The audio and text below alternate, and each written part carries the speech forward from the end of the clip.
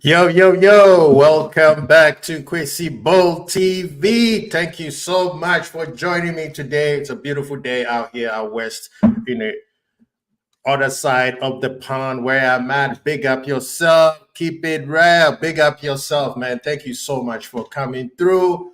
Please, please, please share, subscribe, and like. Don't forget that notification button. Very, very important. You want to be able to receive the show right away when we are on, and you'll be notified rather than waiting till 2 weeks later. Then you're thinking that when did this show came up? So please, the notification bell is very important.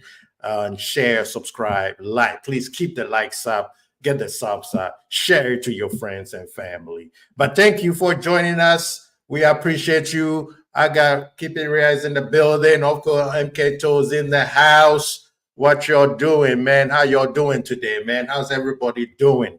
I would like to hear how everybody's doing. He said Onslaught is in charge. Yeah, that's what we're going to discuss. We're going to discuss that as of yesterday, Onslaught is officially the new head coach of Liverpool. He has taken over. I'm sure Edwards and his structure also taking over. People forget that they were also not officially in office yet. And as of yesterday, that is their first day of work. So the work begins. And I'm sure they've been doing some work in the background, but the work actually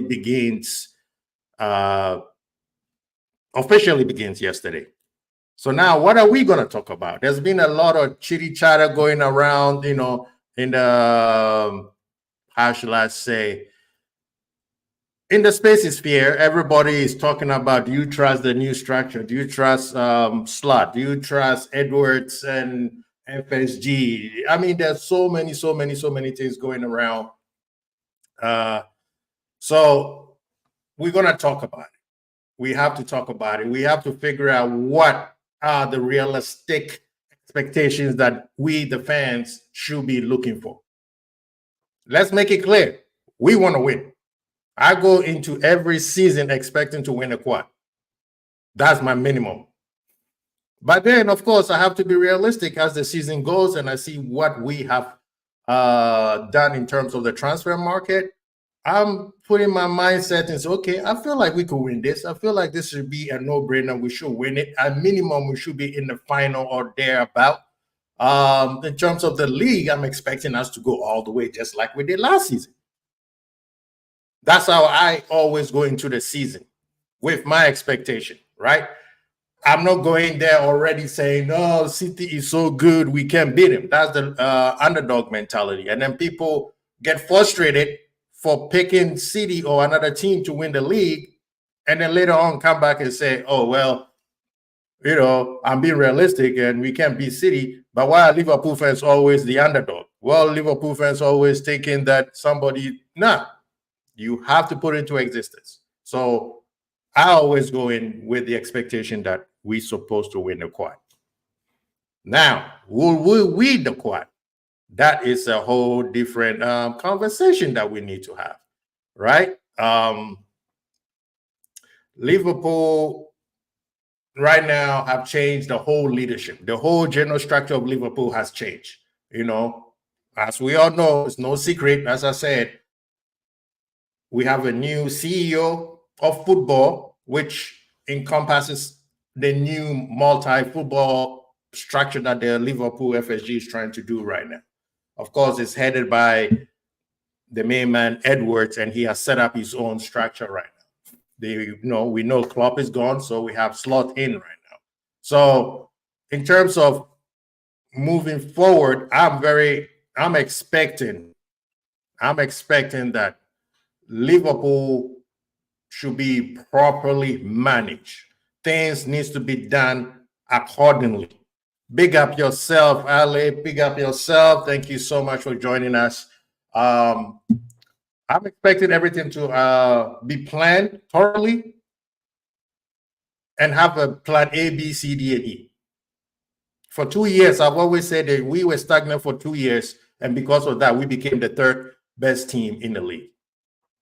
Even though the year that we came in 5th, I felt like we were still the best team in the league. We ran out of the steam, right? This year was very apparent that we are the best third team in the league, aka second loser. But right now, with the new general structure that we have, where FSG basically they didn't have to say anything based on what they structured and the people they brought in, we understand that we are moving forward. We are not doing the things that we used to do, say, in the last 2 years. Now, the people that I've talked to, some content creators, some of the LFC fans, and some of you guys, my people who are in the chat, have said we can do business the way we did it when Klopp first came here, which I agree, because at the time we were at a place in time where we were trying to fight into the Champions League positions, top 4 that is. And if you win something along the way, it's great. So right now I'm looking at it as, okay, we are here now. So move us to the next level where we can sustain that level. I'm expecting Edward and his people have put us in place where it's not about spending the money, because right now I know Liverpool has money. If they want to spend, they will spend. As you guys have seen, certain people, one of the football finance guy already said Liverpool can spend the money. The question is, will they do it? And which I like that idea, because we don't want to go around spending money like Chelsea and Manchester United did, including Arsenal, right? Nothing big has come out of it. Chelsea has won the Champions League, okay, but now look at it. Actually, they haven't won anything, because Todd Bowley spent $1 billion over 2 years and nothing has happened. Man U spent $1 billion over 10 years, nothing has happened. So with Liverpool, I'm expecting that we have a proper structure where the management know exactly who they're going for. Now, in terms of the noise going out into the public, they can do nothing about that, because guess what? People are going to talk. Agents are going to associate their players to Liverpool, because guess what? It gets clicks. It gives people attention. Clubs who are looking at certain players will start, oh, you are looking at him, so then I guess Liverpool wants him. So they do. That's part of the business. But that's not what I'm looking for. I'm looking at the people that we're gonna sign, and it's gonna show me, say, okay, moving forward, this is what we are gonna be doing.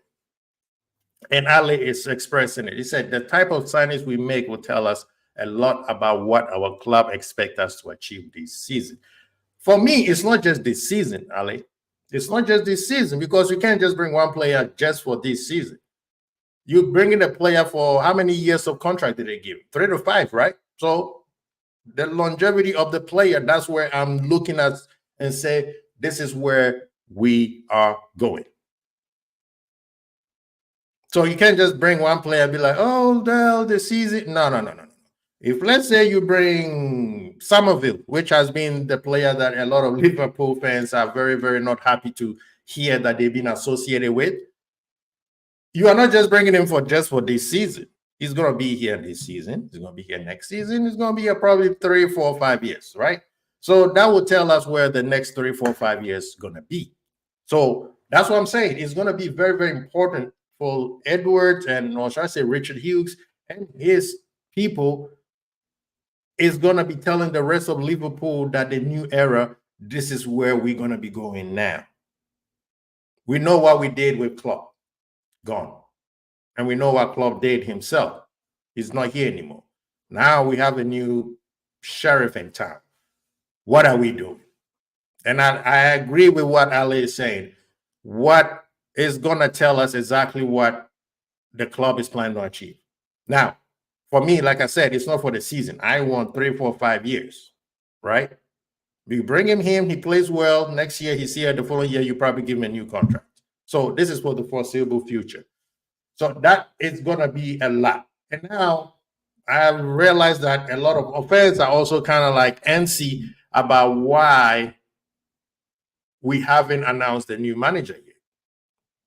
Liverpool do things on their own terms. And the way things are going, I believe they're trying to prove to everybody and say, listen, we are going to do everything the way we do things. It's not going to be based on hurrying things up or do this to get the fans happy. No. I think what the new structure is saying is we're going to take our time and do things accordingly. Because usually a new manager comes in like that. On the first day that they are hired, guess what happened? There's a news, there's a press conference, blah, blah, blah. All this thing is going on around. Now, this one has been there. This is second day and nothing yet. And people need to understand that because why? This weekend is all about Champions League. It's all about Champions League. So if you throw your manager name in there, it doesn't work well. It doesn't work well because then you kind of like in terms of the news, you are fighting with Real Madrid or the UCL or whatever. So it's a common situation where Liverpool it'll probably going to come out this week. I'm pretty sure during the weekdays where the Champions League fever has gone down. Right now, Champions League is over. We are moving to Euro. So Euro is starting next week, I believe, right? Or in 2 weeks. So they will announce it before that. Yo, big up to the big man. Ravi is in the house. Thank you so much, my brother. Thank you for being in the building with us. Some of it equates to just trying to qualify for CL spot. Kudos equates to title challenge. So let's see what Liverpool. I agree. I mean, Kudos is a proven, bias. I like Kudos, so definitely I'm agree with that. But what I'm saying is Kudos is a much better player. He's going to cost us a lot more money, but he's a much better player. Those type of players will announce that Liverpool are serious. With that also, on the negative side is other clubs will be like, oh, Liverpool got money. So they will spend if you price your players high. So that means now we're going to be fighting against the market. So Liverpool is going to be traded. It's not as much as we all talk about FSG, Edwards and his people. I don't want their job right now because it's going to be hard. They have to trade very likely. They can come out and be like, we got the bread. So every club will like, hey, if you're balling, then every player that we want is going to cost you a penny. And to me, that does not show ambition. Spending a lot of money does not show ambition. Getting the right players shows ambition. Having a proper structure showing ambition. Making sure that you are planning ahead of everybody else. That's a game of chess. Spending a whole lot of money for one particular player when you need 2 or 3 spots to be filled, that's not ambition. And I heard a lot of Arsenal fans, I'm not going to mention that person's name, he talks about ambition. They showed ambition by spending 100 million. They didn't win any trophies this year. I give them the Community Shield.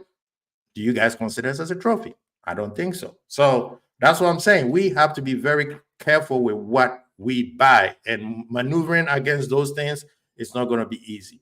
Philip Bidwell, big up yourself. Thank you for joining us. People, please share, subscribe, like, please. Get the likes up. Get the likes up, people. Onslaught will, at the earliest, be announced tomorrow, but more likely towards the end of the week. I think maybe between Tuesday and Wednesday, possibly Thursday. You see what I mean? Excuse me. I agree with you. It is going to be this week. They can't keep holding. But also, they're training him. They have to indoctrinate him into the Liverpool way of things. I saw somebody on Twitter said they couldn't keep this guy to keep his mouth shut about going to Liverpool. But now that he got the job and he's on the job, he's not saying anything. Well, Liverpool, right? You are Liverpool now.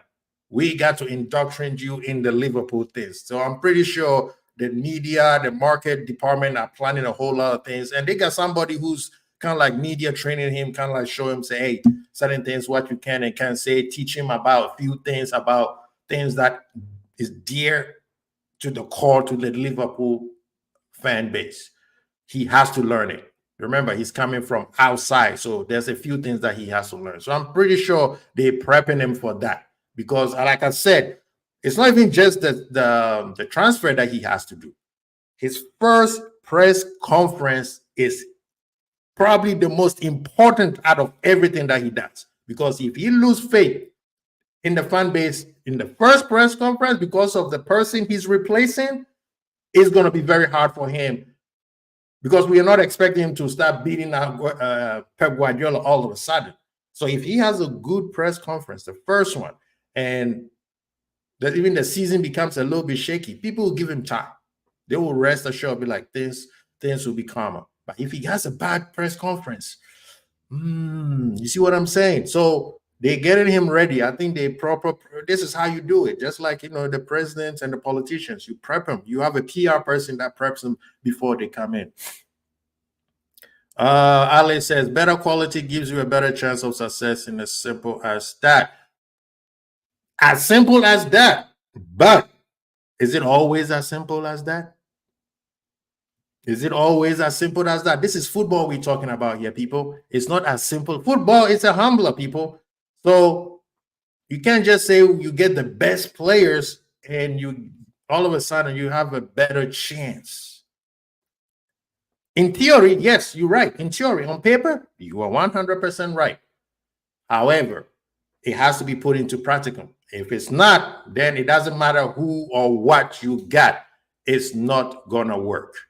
The reason I say that is because I don't think the transfer will be up to scratch, and anything specific, and the club will just use the excuse slot is new and needs time to adjust. Now, I think the transfer is not the problem because they know who and what type of philosophy he uses. So they're going to tailor their transfer based on his philosophy, because from what we're hearing, Richard Hughes is going to be a big factor on what kind of philosophy Liverpool is going to be using going forward. So I think they've been communicating. They know that we lost 2 or 3 players and we're going to lose some more players, and we're going to have to fill certain positions where they have to be ready. The question is, what type of players are you bringing in? Yes, he will need time to adjust. I don't care. Pep Guardiola first season, if you guys forgot, go check. Pep Guardiola first season, he came in, I think, 3rd. He barely made it to the top 4. So if things go well, which I want things to go well, he might take off and never look back, just like Alonso did at Leverkusen. But this is the EPL. We keep saying EPL is the best team, best league in the world. So we have to afford them that little bit of time. Whether is even things are going well, we have to afford them better, some time. If we finish 7 under slot next season, that won't be good enough, even if he won a trophy instead of finish well. Yeah, I mean, for a lot of people, I agree. I mean, at this moment, top 4 and the trophy is bare minimum to me. Bare minimum. What are you saying, Crazy? When do Liverpool have decent transfer? We keep missing out on, so that's why I don't trust Slug. Well, look at it this way: the last 2 years that you have PTSD on is because the manager was basically in charge of everything. It was just the CEO and the manager. So now we have director of football who is going to be taking care of that. But back then we had a part-time director of football, and I don't blame you for not trusting Liverpool in terms of transfers. But at this point, we need to give our new structure a chance for them to be able to be successful. And I think they will. They have put, I mean, people don't understand. People need to go back and look at the amount of people they've put in places, right? They put a lot of people in these places. I think the recent one is the global of goalie coaches, which I don't even know what that means. So they put in the right people in the right places. Remember, all these people were gone. At least I would say half of them were gone, and it was just the manager and the CEO who was doing all of this. That's why for 2 years it looked like our structure was a little bit off. You know what I mean? So I think, I understand. You're not convinced? Hey, let them convince you. That's what I say. Let them convince you. He said, I'm not holding my breath this window. But this is the thing that people need to understand.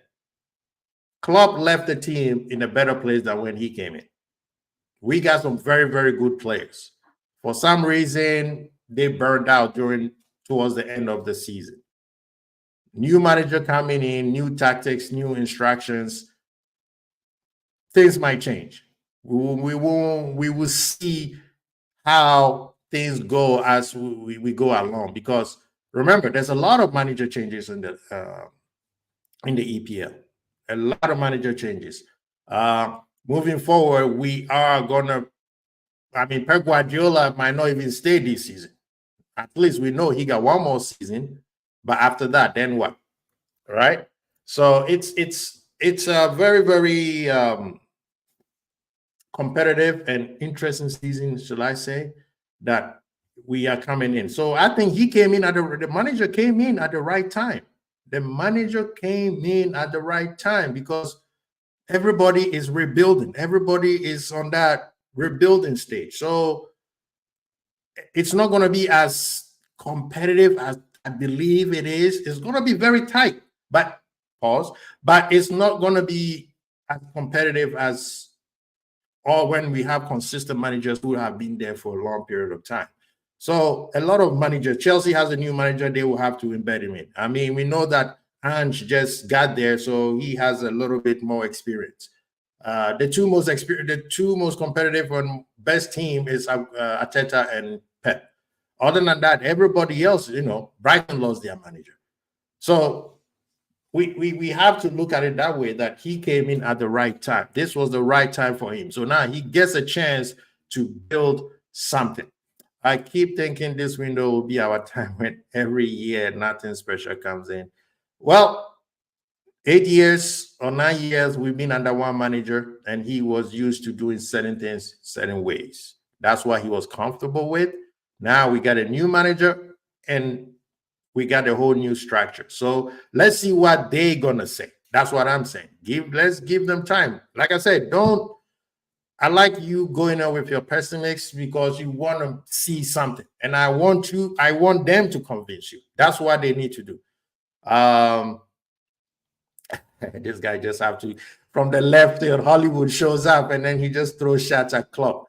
Unbelievable. Hey, I know a lot of Liverpool fans were giving Klopp the side eye, how quick he moved on to Dortmund and getting invited to the to the Dortmund office.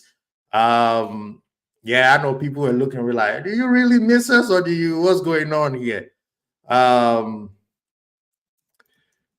second.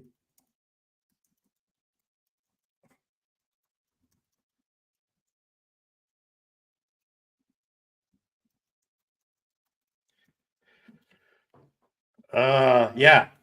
Big Guy Redbird is in the building.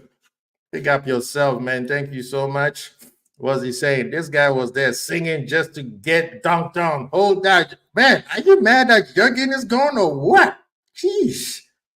The man just left like 2 days ago and people already up his throat. Hey, let the man be in peace. He's enjoying his life, his days. So the question that I will have, and if there's anybody in the chat, you could help me. What do you think is going to be the what they call it, the strategy and the vision for Liverpool moving forward? We understand that Edward and his people are back. We understand that we have a new manager. That means he also is going to set up a whole new set of people that he's going to work on. They're going to work with it. So moving forward, what is the Liverpool vision and strategy? We've been talking about, Ravi, this is probably something that I want you to also jump in here. What do you think the vision of Liverpool is? Some people already said it's going to be based on the transfer that we made. Is it only that? Is it only that? Is it only just the transfers? Yes, the transfer is a big thing because they are the ones who are going to be playing. But already we already have we already have a structure already. What is next? What is the vision? What is Edwards going? I mean, the structure tells us that now. To me, the strategy tells me that the structure that Edward have set up, this is what they're moving forward with. Everybody, there's always going to be checks and balances, right? It's not going to be just one person who oversees everything.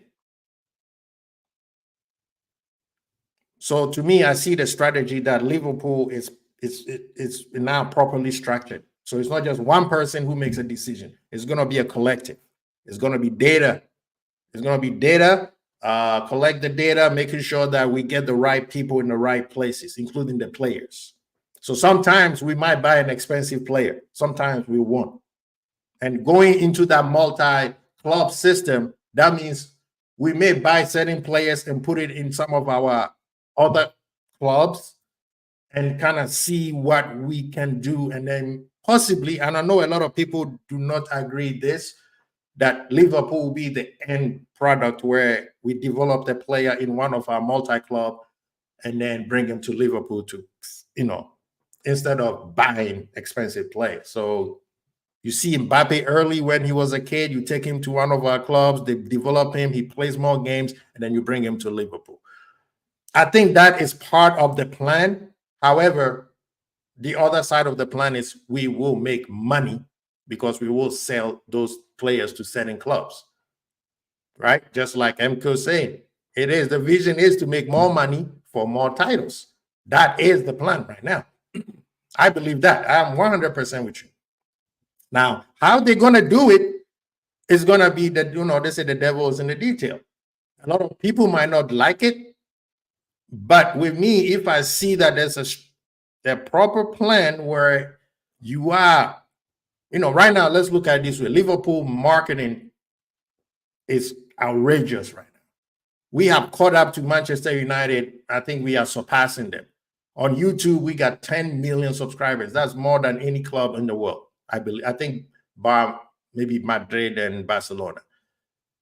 So with that said, that means more money coming into the club. Right now, Liverpool can spend whatever they want. They are so self-sustained. They don't even need to call J.W. Henry and say, we need money. Now, the club itself can spend the money without asking for the owners. And this is the structure that they've been trying to set up for a long period of time that a lot of people did not understand. They wanted the club to be running by itself. So let's jump in here. He said, no one is going to convince me that Slot is the guy. I still watch Liverpool, but but you don't. Who else were you going to bring, Ravi? Pick me a manager that you thought that was going to replace Klopp and do a better job than what Klopp has done. I'm waiting. Let me know who you think was the manager that you thought was going to be the one that's going to fit in perfectly like how Klopp did. And remember, when Klopp first came in, it took him a while. It took him a season and a half for him to actually start doing what we all remember. What are you saying? Slot needs time to get players to play his system, but the toxic fans will be Slot out as soon as Liverpool. Oh, hey, that one is like, are you hungry? That one will come in as quick as you know. What can you do, man? What can you do? FSG did what they wanted to get a yes man in as much as managers. So for me, Ravi, you need to explain yourself, man. You can't say a yes man. Do you say no to your bosses? Unless you are your own boss. If you're your own boss, does your employees say no to you? At what point did Klopp? So you calling Klopp also a yes man then? You need to give us more information on what you're saying. Those buzzwords these days don't work anymore. A lot of people did the FSG or they use buzzword. They didn't support Klopp. But then Klopp at the end said it when he was done, when he was throwing shots at other people. What did he say? They supported me as I wanted to. Remember, Liverpool got money. We may not have City and PSG money, but we got money. We just smart on how we spend it. He said to quote Goldbridge, Slot in crisis. Ravi, were you invested in Klopp as soon as you knew Liverpool had the interest in him? That's a question for you, Ravi. As I don't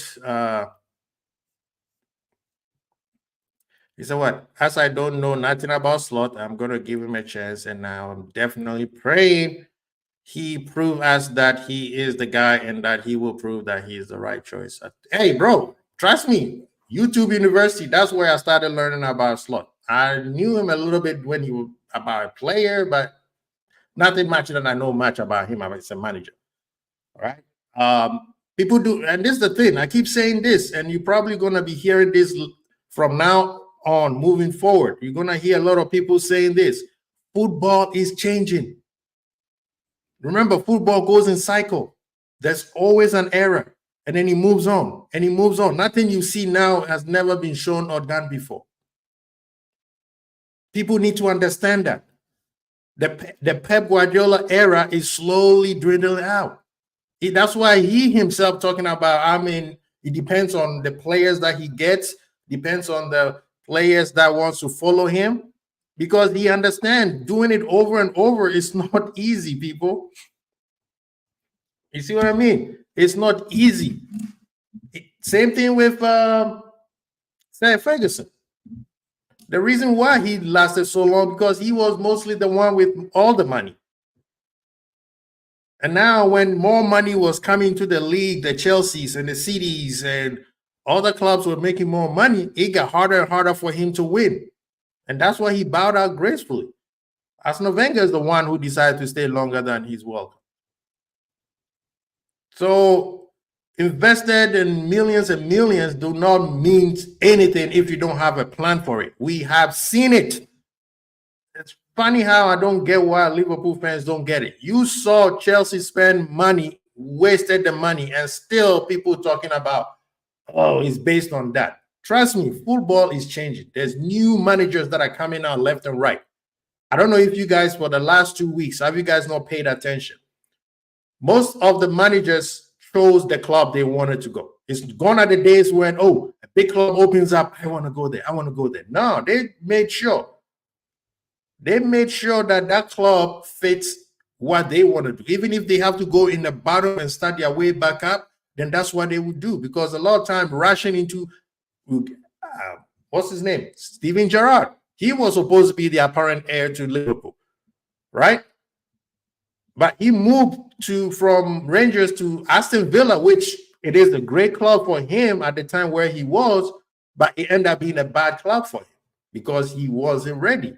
And he would have never known if he was ready or not. It was a catch 22 or 50, whatever you call it. A catch 22 for Stephen G. He never get an opportunity like this. But I believe if he had stayed at Rangers, he probably would have been the Liverpool manager. So people need to understand there's a whole new crop of managers coming up. All those managers that you think the Mourinho's and all the Conte's, look at where they're going now. Mourinho's going to Turkey now. Conte going to Napoli. Juve was open. They didn't give it to him. They gave it to a younger manager, an up-and-coming manager, right? So you have to look at it that way. It's going to be rough, yes, but that's part of the whole system. What Ravi said, yes, I was 100% invested in club because I saw what he was like before he joined Liverpool. How many clubs are there, my friend? How many Pep Guardiolas are there? Them two have been the best managers in the world in the last 5 to 7 years. So how many of them are there? Fair play. Do you want to back Slot? But for me, just no, you don't have to back him. But remember, yeah, this is what we back. That's what we back. That's the thing with new defense league. These new crop of fans these days, they are individual FCs. If Salah is not at Liverpool anymore, then I'm not backing anybody who comes in after Salah. If Virgil leaves, then I'm not backing anybody who's after Virgil. Bro, this is where we back. Anybody who comes in can be replaced. Nobody who comes into the club is bigger than the club, including the owners and the fans. There's one constant thing, and that's this right here. So we have to support him, because if you don't support him and you hate and things go bad, that's on you because you gave him the negative press. He said, I don't want to spend ridiculous money. I just want us to be serious when it comes. Well, what is called serious? Because Kudus is not going to be cheap. That's 85 million. And to me, that's a serious player. That's the player I want. If we go to Etse or Lise, that's between 75 to close to 100. That's spending a lot of money. For us to be successful, we have to quite spend some money. That one we can, right? We back until hey, if they disappoint, then we move them on. It's as simple as that. The thing is, sometimes I think Liverpool fans want to have people that we just want to keep on. If it's not working, you move on and you bring the next person. I am not one of these people that jump on a bandwagon because of hype. Hey, thank you so much. That one we agree 1000%. A lot of people do. Some people take their time, right? So that's how it is. We just saying give the man a chance. Rabbi, remember when you said you end watching Thursday night games because you weren't happy about us being in Europa Cup? You watch us though. I'm just saying, don't be too reactive. Ravi, Redbird, don't forget, he's pulling our receipts, man. He's pulling our receipts. Come on. We want to hear your response to that. Yeah, so good conversation out there, people. Now, in terms of the commercial and financial aspects of the club, that one I don't have any problem with that because that one we got it hands down. We probably one of the top 3 teams in the world who have that. I think when the new club's wealth came, the wealth of each club came out, we came in what, 4th or something like that behind. I think it was Real Madrid, Man U, Barca. Yeah, we were right behind Barca, meaning we have surpassed Bayern Munich. And Bayern Munich is not a small club. So that one, in terms of the financial, just like MKTO was saying earlier, make more money and win more titles. Them getting the money, Liverpool are doing very well.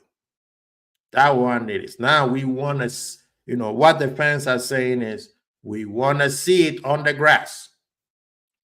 I wasn't shook when Klopp said he was living far from it. I just want this club to be serious one. Yeah, but this is what we asking. To you, Ravi, what do you consider serious?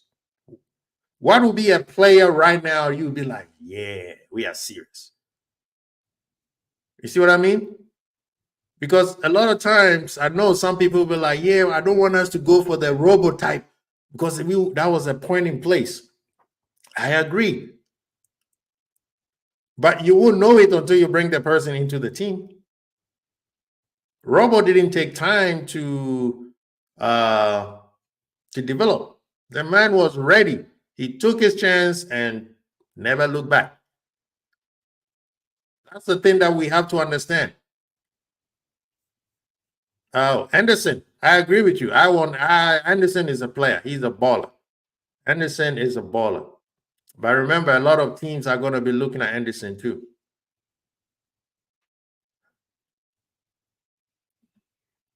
He's a serious player. I agree.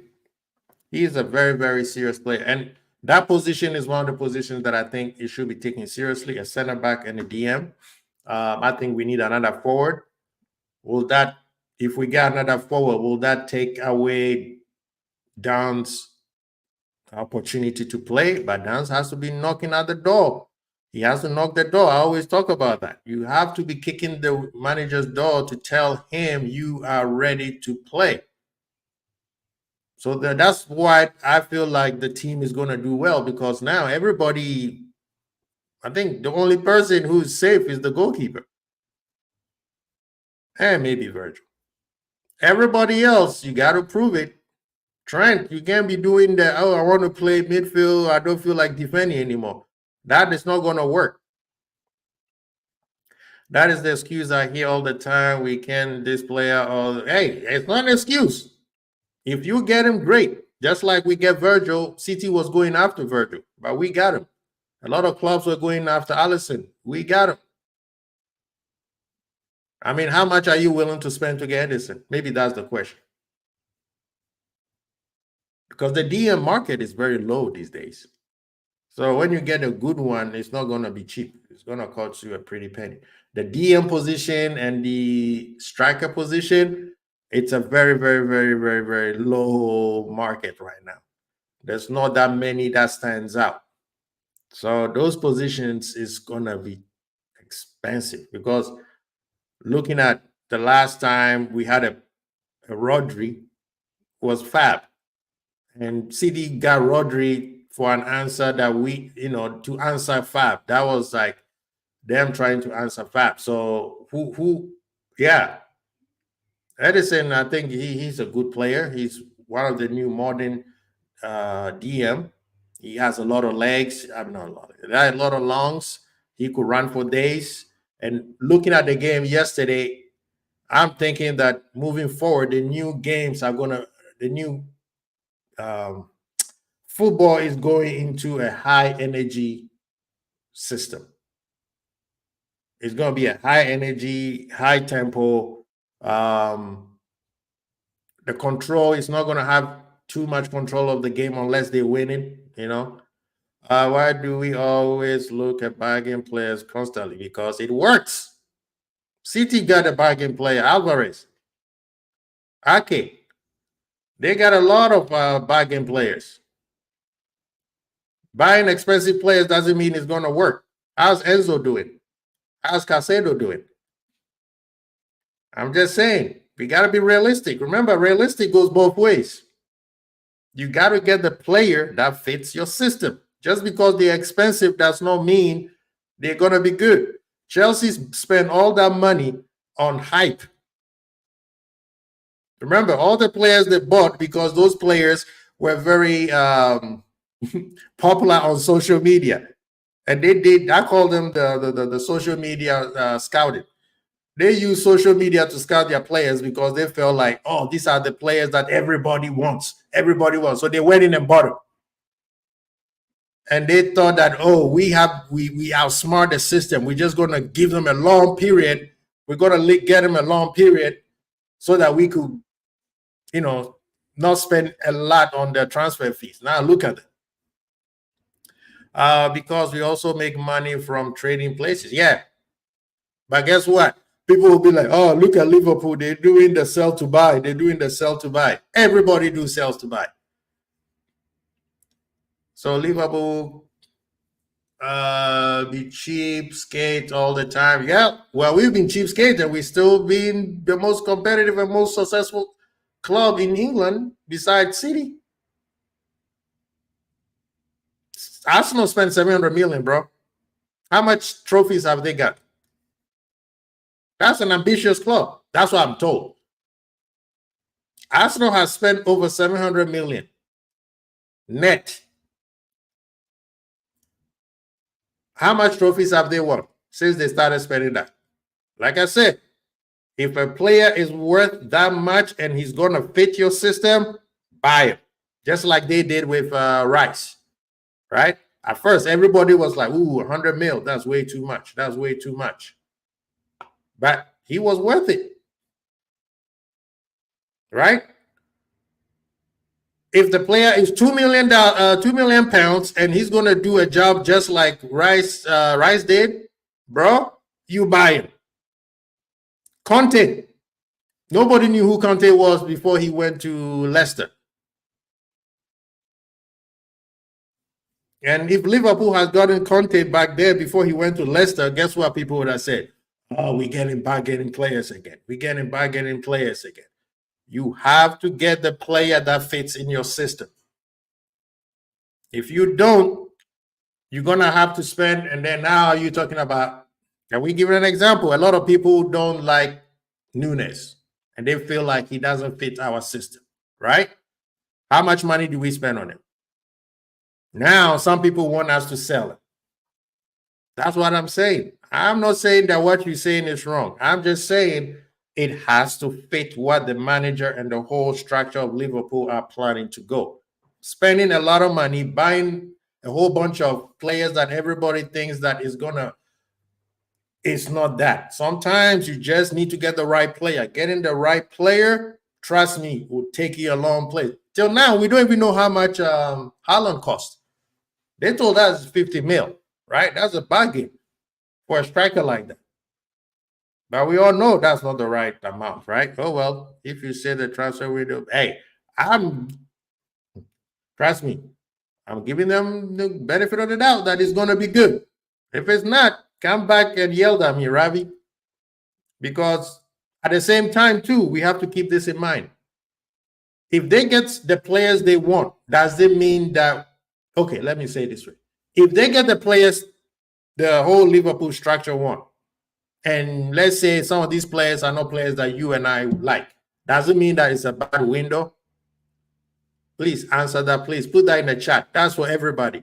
If Liverpool spend money and go buy certain players, and those players are not the players that we want, does that mean that we had a bad window? Money doesn't always buy greatness. Endo 60 mil, 1 trophy, Rice 100 mil, 9. Why do fans want expensive new toys instead of wanting the right players? That all you hear these days is money, money, money, money, money. That's exactly, I'm trying to figure that part out, my friend. That's what I'm trying to figure it out. You have to get the right player. What I'm saying is, why do we have to miss out on potential players? I agree with that. I agree with that sentiment there. Sometimes I think that Liverpool have left themselves short. Okay, that one I agree. Sometimes we have left ourselves short. And that was because, like I said, 2 years we did not have the proper structure to be able to deal with the transfer and the planning. You see, it's not just, oh, go buy this player, go buy this player. You have to see, like, remember Henderson. At one point, I'm pretty sure they realized that Henderson is not going to be the same Henderson that we all knew. Somebody had to realize that and say, it's time for us to move him on. And then we find somebody else to bring it. Whether that person is going to be a 1,800,000 or 50 million or whatever, bring that person in and let's get him ready. There's no way where we wait till one of our best players is fully done, then we start talking about replacement. That is not how you have a sustainable winning culture. Look at Real Madrid. Right now, I am a big fan of Real Madrid's structure right now. Perez, back in the days, what did he do? He buys a whole bunch of superstars, Galacticos. And if you go back, all the Galacticos gave Madrid was a big name, PR, and sell a whole lot of shirts. Comparing to this recent Madrid, you guys know that they've been winning more trophies with this crop of players that, who's a superstar over there? Vini, is Vini a superstar really? He's a great player, but is he on the same? Can you put Vini's superstardom at the level of Ronaldo or even Bale? No. I'm not saying the skill level. I'm just saying in terms of superstar. No. But look at how many trophies he's won. Champions League, this is the second time. That's what I'm saying. So we have to be careful on thinking that buy without a proper structure is going to give us a success. On theory, better players give you better success. But we don't play football in theory. Remember when they bought Ronaldo, Benzema, Kaká? They didn't win, and almost Barcelona whipped them around. And most of the Barcelona players came from La Masia, coached by Pep Guardiola. And talking about the Madrid structure, look what he's doing. Now you guys know he's getting Mbappe for free. Free. No charge. He's bringing Hendrick. And I think there's another defender that they bring in. Oh, I think Davis might be coming there. And he might be a regular, 40 million defender for Davids. Proper management. That's what you call proper management. And they have a great coach. That's how you win consistently. It's not just spend. This is how they have planned. See, Madrid doesn't have the multi-football system. So what they do is they bank on their brand. The name Madrid alone stretches far enough. So when they come after a kid, they just tell the kid, take your time. We got you. And the kid will sit because you know what? All I have to do is keep working hard. I'm going to Real Madrid. You guys heard about Euro, right? Euro from Lille in Liga. Madrid is also going after him. So now Madrid is saying, slow your roll. You got 1 year left. If anything happens, stay for 1 year. You come into Madrid. More money in your pockets. That's how you do it. Which potential players do you feel we missed out on? I think we'll Bruno Gomes in Newcastle. We missed up on him. Enzo, we missed up on him. Casado, we missed up on him. Paqueta, we missed up on him. Who else? I won't say Ugarte because Ugarte was a big hype. I've never been a big fan. He caused too much fouls. Those are just a few at the top of my dome that I mentioned right here. You see what I'm saying? And those were part of the plan from the new CEO of football was planning on bringing and start phasing on some of our old players, i.e. Gini, Endo, Milner, and those guys. That was not allowed for him to do. So we kept the same players for 3 more years, and we all saw what happened, right? So that's what I'm saying. I keep saying it. I don't want to spend ridiculous. Just want us to act quicker. Yeah, I mean, I agree with you. We have to do our best, but you also have to remember the player might not want to come to Liverpool. And then what? Just because a player is expected doesn't mean they are correct. Player or the best. Exactly. Yep, Anthony. Nah, he left for free. This guy's been there for years just collecting checks. There were so many players over the last few years we missed out on. Yep, I agree. I gave you a few lists of them. Nunes to fit slot system, as you said. Fans still thinking in terms of club system. So wanting players to sit. Exactly. We got a new regime. And that's what I'm trying to tell people. Slot does not play a 4-3-3. Even though his system is high energy, I won't say high press. I think it's more of a medium, low blocks press.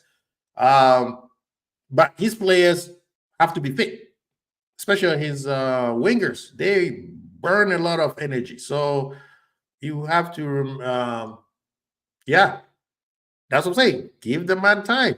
Give the man time. 4-2-3-1 will fit Nunes perfectly. He's going to be in place. And if he doesn't put the ball in the back of the net, then it's a whole different conversation. Right? Gakpo is going to perfect formation for him. Playing from the left, or he could play the lone striker. We know Diaz is always on the left. The right side, I believe that we need another high energy, high pace player. That's why I feel like Kudus needs to come in. You know what I'm saying? Yeah, I 1% agree, 1,000% agree with Redbird. But Mbappe, though, I mean, it's not announced yet. Don't be surprised he end up at Liverpool. I'm just saying, don't be surprised. Don't be listening to Fabrizio either. Have you seen on Twitter? Nobody is even wasting time on caring about where Mbappe is going. It's just the people who follow Fabrizio who are all into that. Philip, that's what me and Kwesi been saying, bro. Thank you. Yes, sir. Thank you, Redbird. I appreciate that. Realism is in the house. He said, Tramini, Bellingham choose Real Madrid, Casado choose Chelsea. Also, club refused Bruno G, Varela, Kudus. And hey, thank you. Thank you for getting my back on that one. I'm just saying. 2 years, Liverpool was stagnant. In 2 years, it turned us into the third best team in the league. Instead of us being 1A or 1B between us and City, we stopped doing what was working and decided to go another route, and we fell like a ton of bricks. I wasn't fast on Bellingham, never rated him to begin with. Hey, but that was just a few of the names, you know what I mean? And if I believe that if we have a proper structure, we probably would have gotten him. I will admit it, I wasn't convinced by signing of Salah and Ali when we signed them, but how wrong did they prove? Hey, I wanted All Black. All Black was my goalkeeper. But then we went to Allison. But I became a biggest fan of Allison in his first training video that they released, where I don't know if you guys remember, I think it was a shot. He caught the ball and it was like his gloves had glue in it. And the face that Salah made, that's why I was like, Salah was like, thank you, Jesus. Oh, thank you, Allah. Salah I think he looked at Henderson or he looked at Trent or somebody like that. He was in line. They were doing shots on goal. And when Allison caught the ball, he was so happy. He was like, yes, we got our goalie back. People, please hit the like, man. Hit the likes. Come on, people. Get the likes up for your brethren, man. Get the likes up, people. Thank you so much. We're having a great conversation here. Ravi said, and that's what I mean on missing out on players. Yeah, we made. I think we screwed up. We screwed up big time. I rated Ali when I saw highlights, but never thought we will get him. See, what I understand was the FSG or Edwards was going to go for Oblak. Actually, yes. Klopp wanted to give Judas Iscariot one more chance. Until we went to the preseason and then he made that mistake, kind of reminiscing what happened in the Champions League final. And then he's like, oh my God. So they turned their attention to Alisson. But because Liverpool tried to get Oblak and Oblak was 100 million, Roma was like, hey, you got to cough up. So Alisson was 60. As a matter of fact, we went for Alisson before we went back, again. We went for Oblak, 100 million. They were willing to pay, but Klopp was like, nah, let me give Judas Iscariot one more chance. And then he made that mistake again in the preseason. Then they went back for Alisson and they were like, yeah, we'll pay the money. We'll pay the money. Yeah, Ali, I mean, a lot of people had skeptics about Ali because of what happened to him when he came to Anfield. But that season, everybody was getting it. I didn't care who you are. Everybody and their daddy was getting it. So Oblak, Alisson, Van der Sar, Van der Vaart, whoever was in goal, that's the beginning of the club dominance. So it didn't matter who you were in goal, you were gonna get it. Realism says, but fans like management team didn't know who they were and said they wanted a more proven player. Yes. Yep. And remember, if we had gone for more proven players, we would have spent so much money. We would have spent so much money. It would have been ridiculous. The fact that everybody, and Coutinho choosing to leave was also a blessing in disguise. We didn't want him to leave. He chose to leave, and then he made our build up to the championship team less expensive than what it's supposed to be. The club didn't push him out. He pulled everything out of the socks to get himself out of Liverpool. Hit the likes, people. Hit the likes, please. Hit the likes. Don't forget to share and subscribe if you haven't too, people. Thank you so much. It's fine if some of these top brands wants to sell it for second best mediocre. Hey, whatever. When we got Robo, everybody was like, well, we getting a relegated player. Now look at it. Again, remember, the only difference between Ravi and some of us in the chat is we are saying get the right player. That's what we're saying. We're saying get the right player. So the right player might cost 100 million or might cost $1 million. At the end of the day, remember, we got Matip for free. Let him marinate a little bit. I'm all for the right player. Thank you. So Realism said, let's not forget Klopp wanted trap over Alisson. And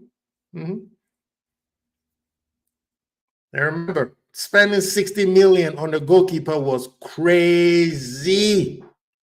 Big up Asim, big up yourself, man. Thank you so much for the love. People, if you haven't gone to Born and Red, please go there and check them out, man. They do good things out there. You might see me every so often. I'll pop over there and cause my controversy. You know, big up yourself. Asim, I saw you at Wembley, man. I'm looking at you like the same way I was looking at Klopp. If you guys were way too happy with with Dortmund, I'll be like, Hans, I see y'all don't like Liverpool anymore. But good pictures, though. I'm glad that you had a wonderful time over there, man. It's always an experience to go to such games. It's once in a lifetime. Again, people, go to Born and Red and subscribe and enjoy those shows, man. They do great things. See, I know what you were looking at. Klopp has said multiple times he felt backed by FSG, yet many still blame FSG for not backing. Are they calling Klopp a liar? That's the question. I'm still waiting for some people to tell me. Some people will say, oh, no, he doesn't want to, he's not that type of man. These same fans believe in Klopp are not his word at times, bro. I tell you, man. Trap Joe's in the house. Well, go on, Trap. Good to see you. Just move to LFC to La Liga and make most of the players happy and have a great shot at the champion.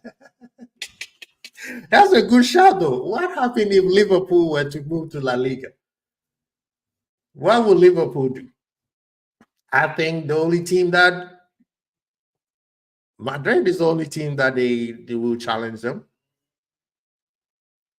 Trap Joe always started out with the violence. How did you find the UCL final?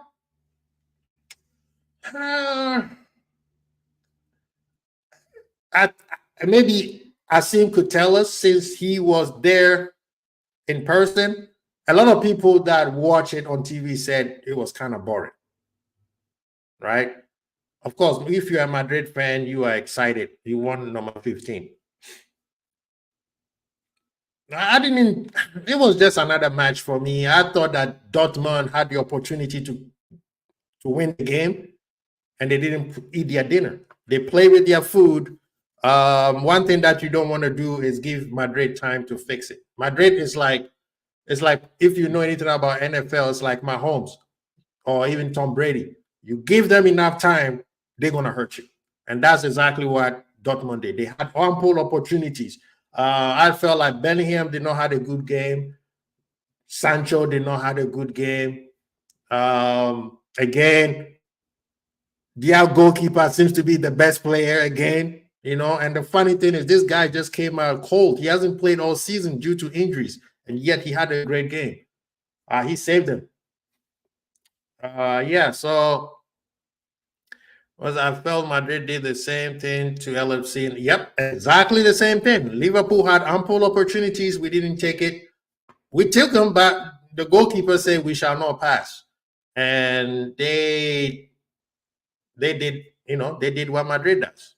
On one chance, go. I don't think Madrid played that well. I think for about 65 to 70 minutes, Dortmund was in charge. And the thing that I felt like it didn't work too well for them was taking Adeyemi out and bringing Royce in, and that took a lot of energy out of them. So that's why it affected them.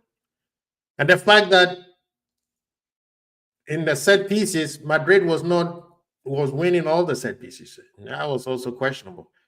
According to the cult of club disciples, he can't say anything because his DNA is NDA or his doesn't LFC dirty laundry.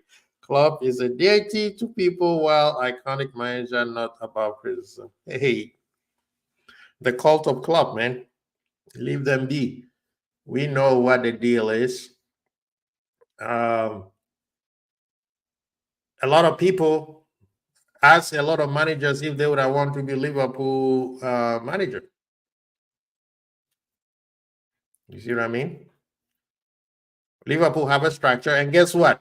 Even Chelsea now are trying to learn our structure now. You see how fast they didn't go for a known manager or a superstar manager. They went for somebody who just got promoted. Same thing with Bayern. Bayern did the opposite. They got somebody who just got relegated.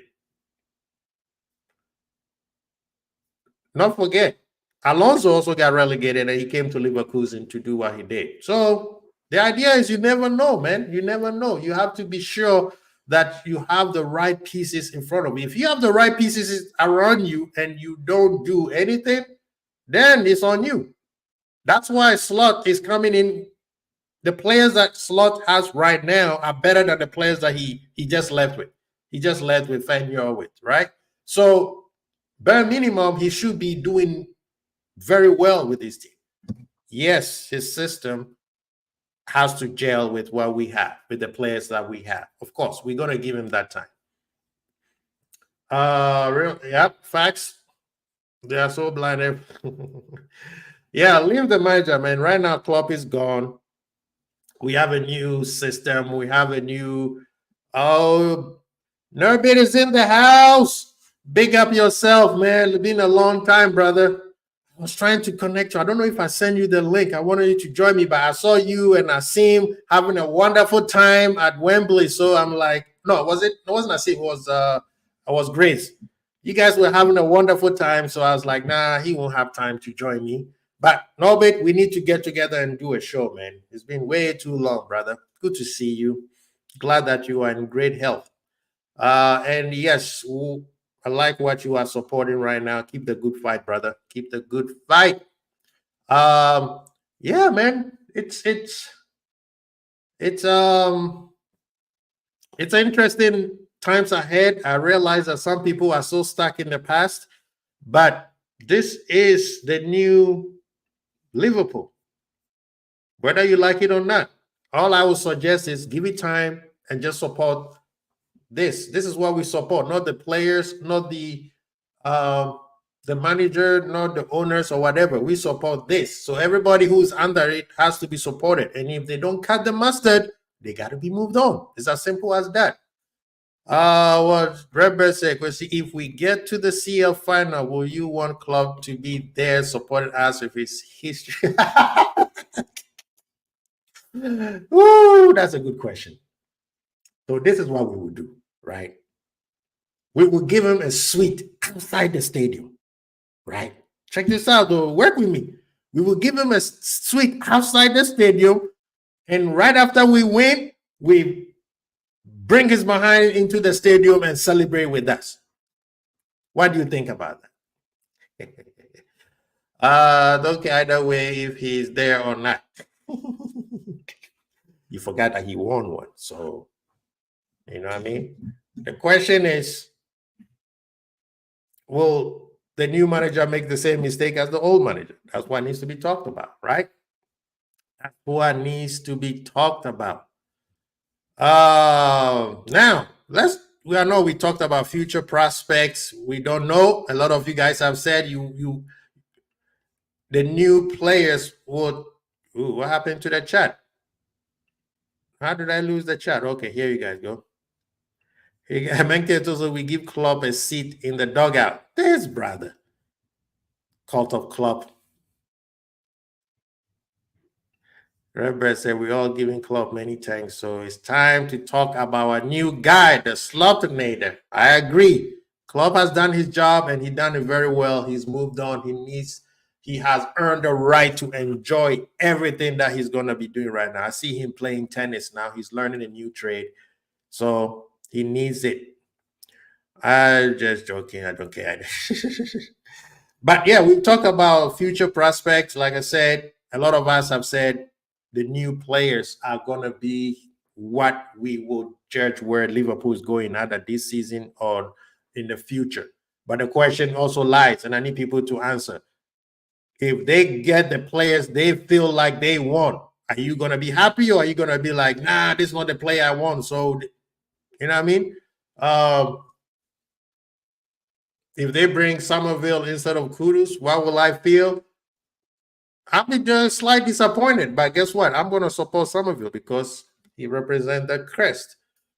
So it's what it is. It's part of being a football fan. By the end of the day, you got to support what your team has. And if it's not working, you expect them to rectify. We need a top center back, facts, a DM for sure, a striker, and a fullback. Now, realism, let me throw a spanner in this works right here. The front 1, 2, 3, 4, 5. Who you selling? Be bold. Finally, the fan. We talked about how the fans will receive them. And then let's see. I mean, preseason is going to tell us a lot. Preseason, and the sad thing is, this year he's not going to have the entire team with him in preseason because we got the Euro and the Copa. So he's going to start working with the ones who are not going anywhere, and then the academy players, which is a great chance for them to put themselves in front of the manager. Because if you put something in the manager's head, then now when the other guys comes in, he's always have you in around him. You can't be hiding behind him and think that he has to put you in. You have to knock his door in. Not a fan of Kudus in our team, to be honest. We need a needle mover. He is not it. Then who will you think that? Realism, give us a player that you think will be a needle mover.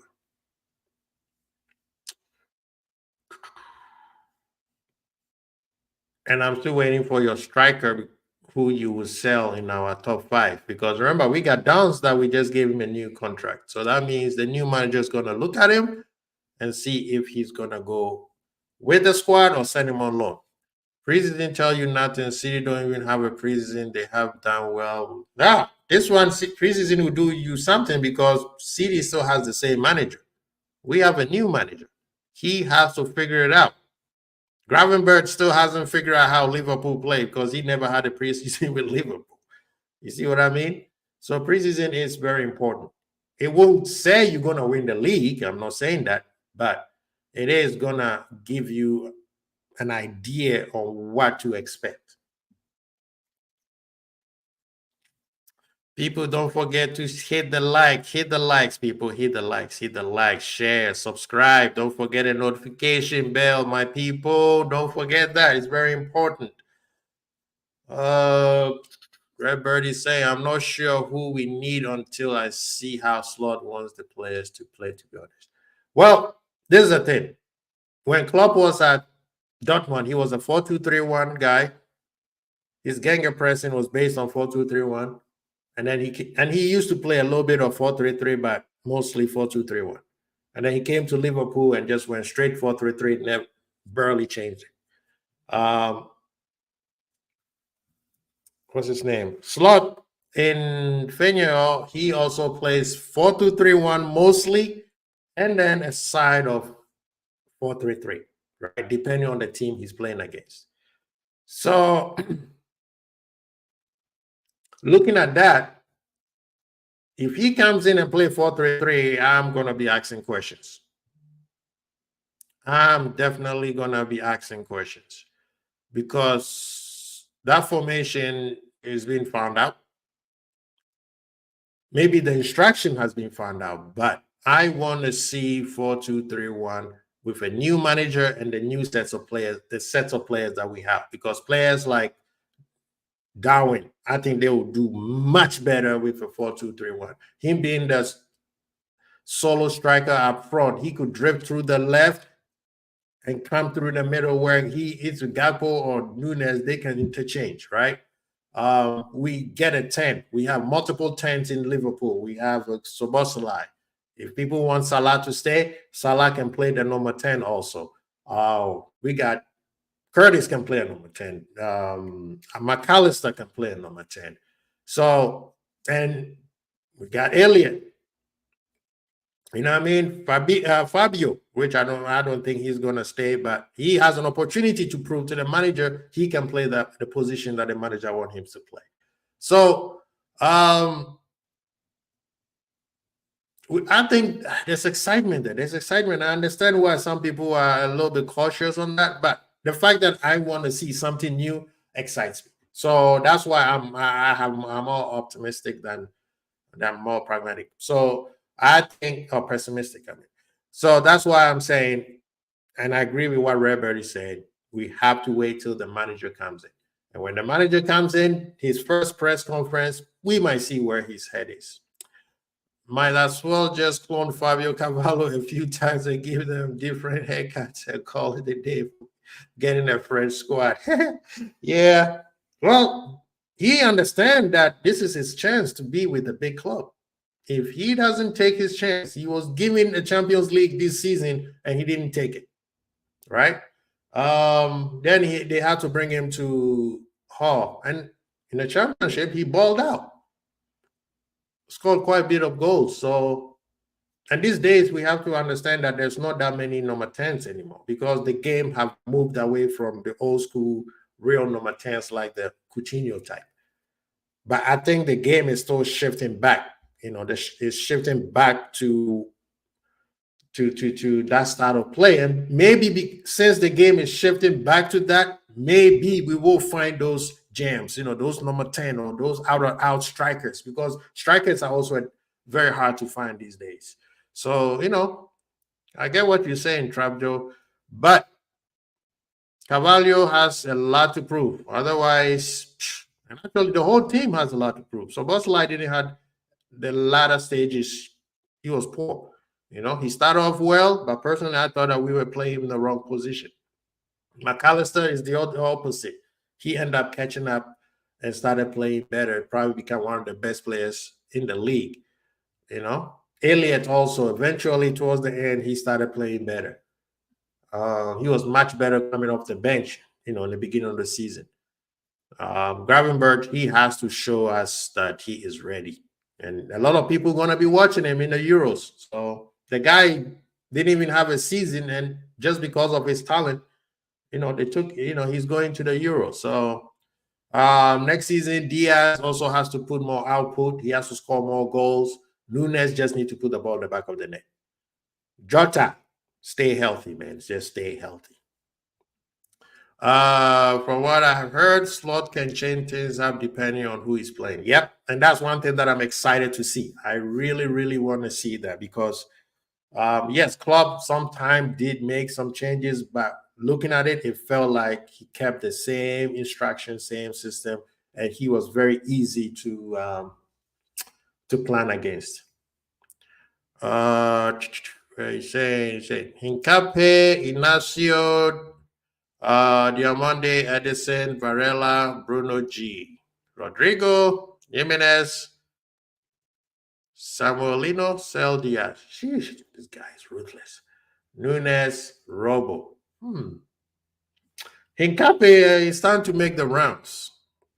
And it's funny because he and Paco plays for Ecuador, right? If I'm not mistaken, I apologize. It's around. Diamande, I'm not fully. I was looking at him, but I feel like his development is not up to par yet. Henderson, I'm a big fan. Varela, yeah, I'm not too much of. I haven't seen him a lot. Of course, Bruno G. We know him. I think he'll be a great addition to Liverpool.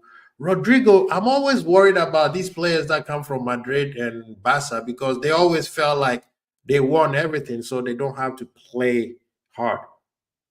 Who's the last player who left Madrid and went anywhere and played very, very well? I think that was Alonso when he went to Bayern. Other than that, I mean, what's the name? What's that guy's name? Robin too, Schneider. But recently, any player who has left Madrid or Barca, have they done very well? That's why I'm very concerned about Rodrigo. And yesterday, he didn't play that well. He had just one good move.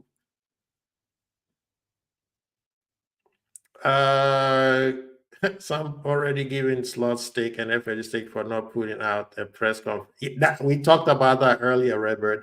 They're planning. Why are you going to have a press conference when the Champions League is going on? Nobody was going to pay attention, man. Come on. People need to be patient in all due time, in all due time. Well, I heard, yeah, we talked about that.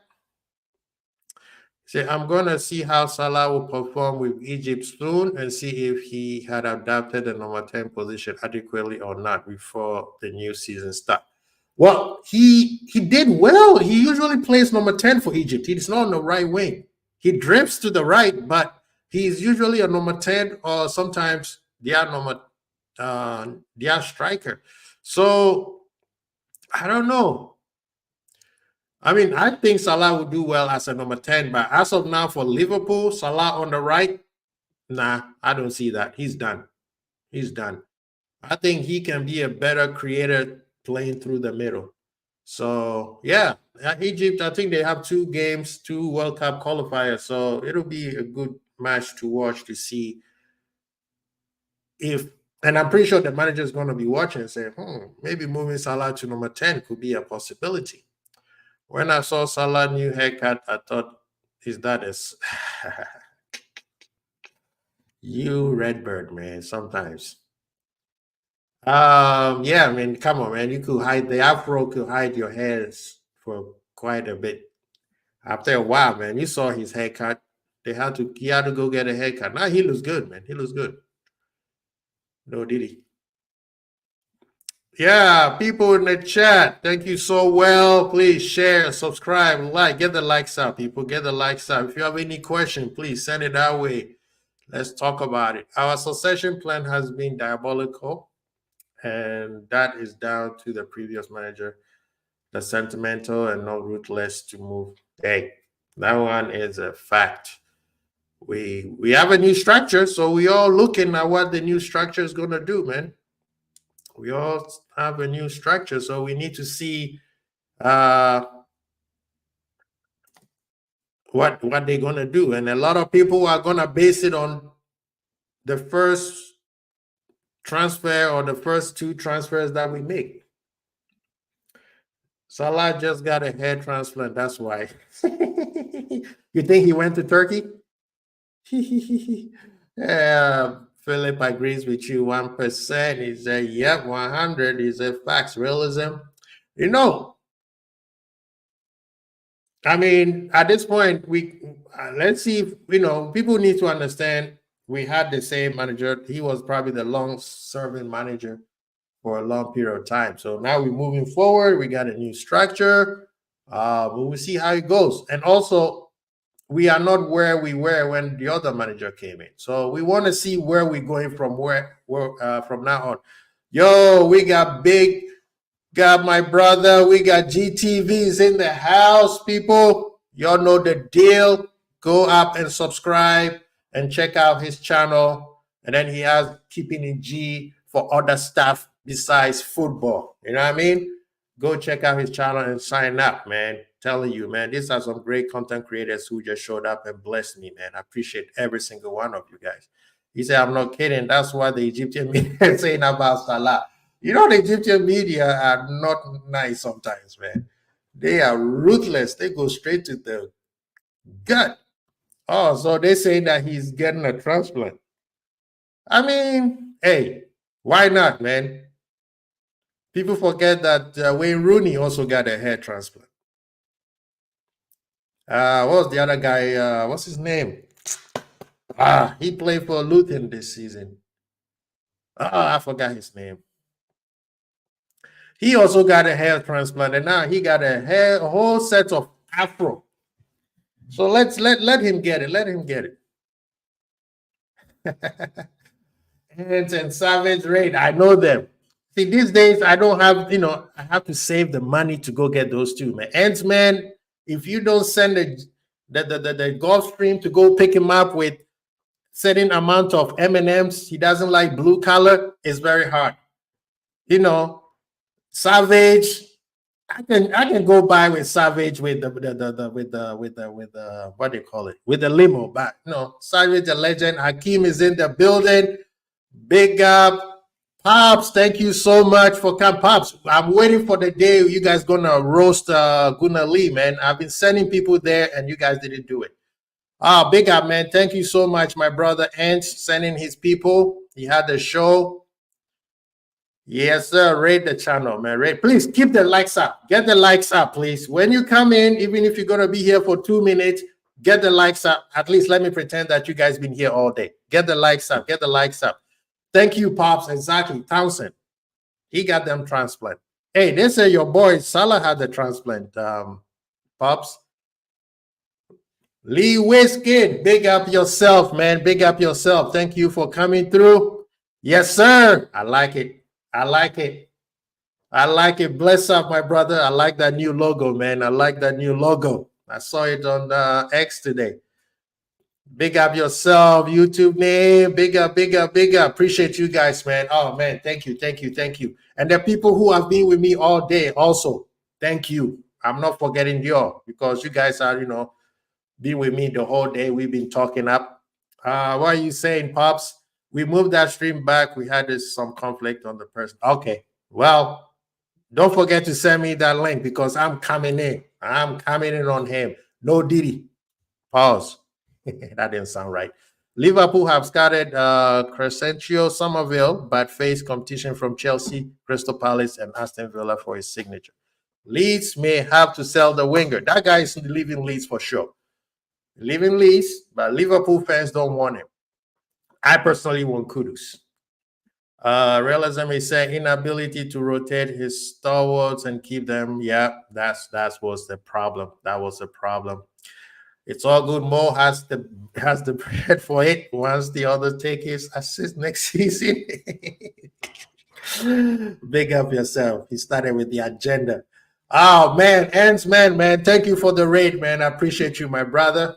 Appreciate you too. Savage, where you at, man? Yeah. Pops waiting on roasting Lee. Oh man, it's gonna be sensational. Big up everybody who has come in. And if anybody has a question, please throw it at us before we leave. We've been talking about the new coach who is taking over as of yesterday. Onslaught, the Slotinator, as people call him. He said the Belgian Red Man them needs to understand the streets.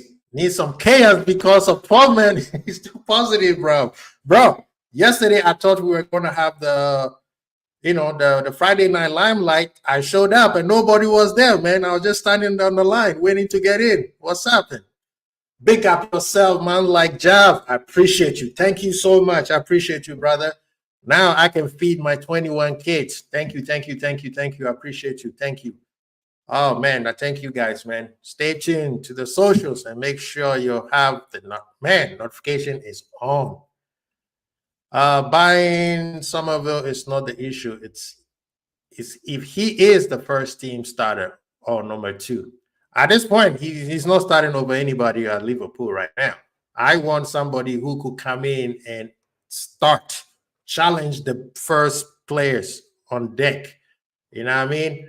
Big up yourself, man. Like Jav again. I appreciate it, man. I appreciate it. People, subscribe, share, like. Please get the likes up. Get the likes up. We got over, I don't even want to say it, but people, I got 21 kids. So we need to get more than 21 likes right now. Please get the likes up. Please get the likes up. I got to keep the lights on. Big up yourself.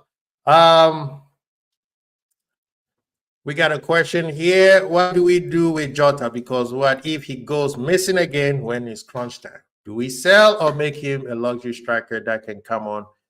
That's a good question.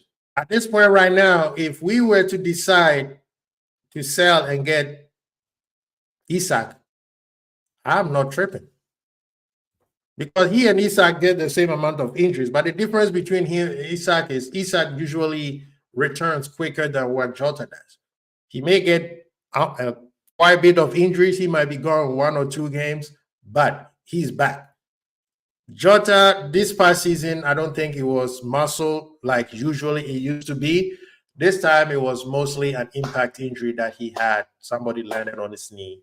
And when he came back, He scored a goal, but he wasn't the same. So at this point, right now, I've told people, man, everybody is on the table. Everybody is on the table. We need play. We have a big challenge coming up. Like I said, Slot is gonna be, figuring things out. Sad thing is all his players are gonna be on vacation when preseason starts. They got Copa America, they got Euro. So it's gonna be really, really tough. But in terms of players that he can work with, hey, Lewandowski might leave Barcelona. Do you see a world that we sign Tony and Barca gets Jota to replace Lewandowski? Woo! If Jota is leaving, the only player I want is Isak.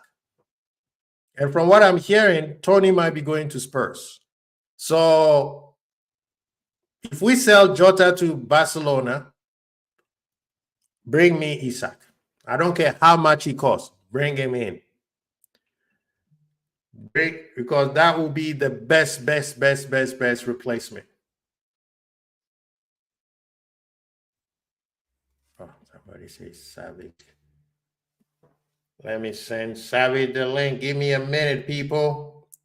We may get the one and only, the legend. Let me send these people. We may get some superstar guests in the house. That's what I was saying. If we're gonna sell Jota, I want Isak. That's it. Slotted LFC will be an interesting challenge to witness. I wonder how he's gonna perform in the next fight. Bro, trust me, get excited, man. That's what you want to see. Jota to Barca? Hey, that was the question. What are you looking forward to the most with a new manager? For me, it's ability to tap into the mental side of players that I am looking forward to. That's exactly what my excitement is about. I'm not saying he's gonna be the next Klopp or he's gonna be the next Pep, but all I'm saying is it's exciting. New manager, new toys, new instructions. Why not? We've been with the same one for a long time, so sometimes it's very hard to see what, like Thanos, what could it have been than what it can be. That's bars from Thanos. Liverpool will be free to spend a minimum of 415 million in 24-25 if new financial regulations are implemented. Football inside. Yep, that's why I said it earlier. Liverpool has money. The question is, how will they spend it? And if they want to spend it frivolously, they make sure they pick who they want. I mean, from what we heard, Edward said, if the player can cost 8 million all the way to 85, if that's what we need, that's what we get it. So I think Liverpool, in terms of spending the money, it's not going to be a problem. The question is, are the fans going to be happy with the players that Liverpool want to acquire? That is the question. You see what I'm saying? Redbird is already singing, man. He said, we'll be slinging over the world. The smaller clubs have a right to be upset with this new format. It sucks. Yep, it's like the decks. I agree with that. It does not help. I think they're doing that to save certain people. I think there's a lot of clubs who are in the red right now, and they're trying to save them from trouble, i.e. Chelsea, City, Man U. All of these clubs have overspent with less money coming in. So there's a lot of problem in paradise, and these people are trying to save them. That's why they're coming up with all these rules. And guess what? The rules are voted in by the same club. So we are spending it on buying a feeder club somewhere. Nope. You can't use that money to buy a feeder club. You have to go get a loan to go get a feeder club. The EPL won't allow that. The money that Liverpool makes is what He stays in Liverpool, and the owners have done very well. He said, not City. Well, yeah. Well, I mean, moving forward, remember, City, if Pep leaves, they will have to rebuild the whole club. So they would need a lot of money to rebuild. So they are also trying to save their behind too for the future. Question: what if Arne is cooking, but we lose players at the wrong moment? Surely you have to. Honesty. When have you ever seen Liverpool fans use context? Especially the Liverpool fans on social media.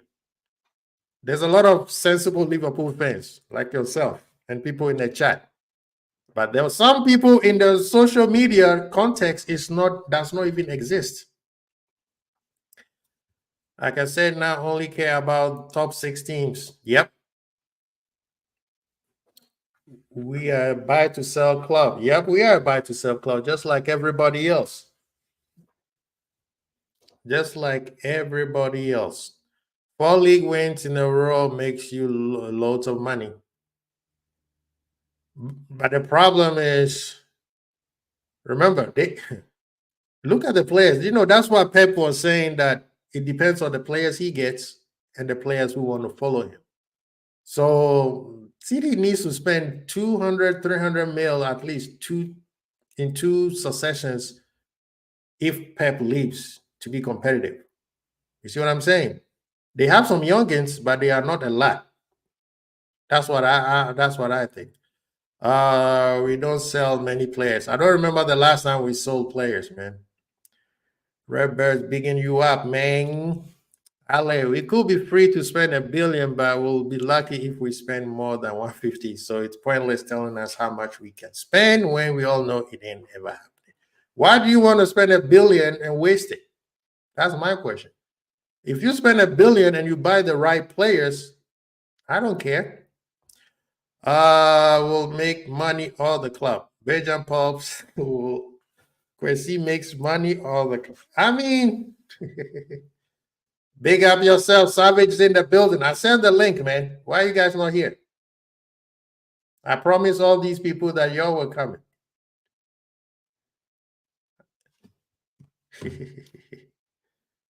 Big up Savage, the legend. Muju is in the house. Big up yourself, my brethren, man. Big up, big up. Thank you so much for being in the house. I appreciate you guys. Thank you for being the barbershop. Your kids feeling well tonight. I'm telling you, man, they're going to be, we eating. We are eating. Belly all full. Can you see the big smile in my face? Big up yourself. Yeah, thanks to them, man. I big up Savage and Ants. What are you saying? We need a center back, a left back, a DM. Right wing if we only sell the French players. Facts.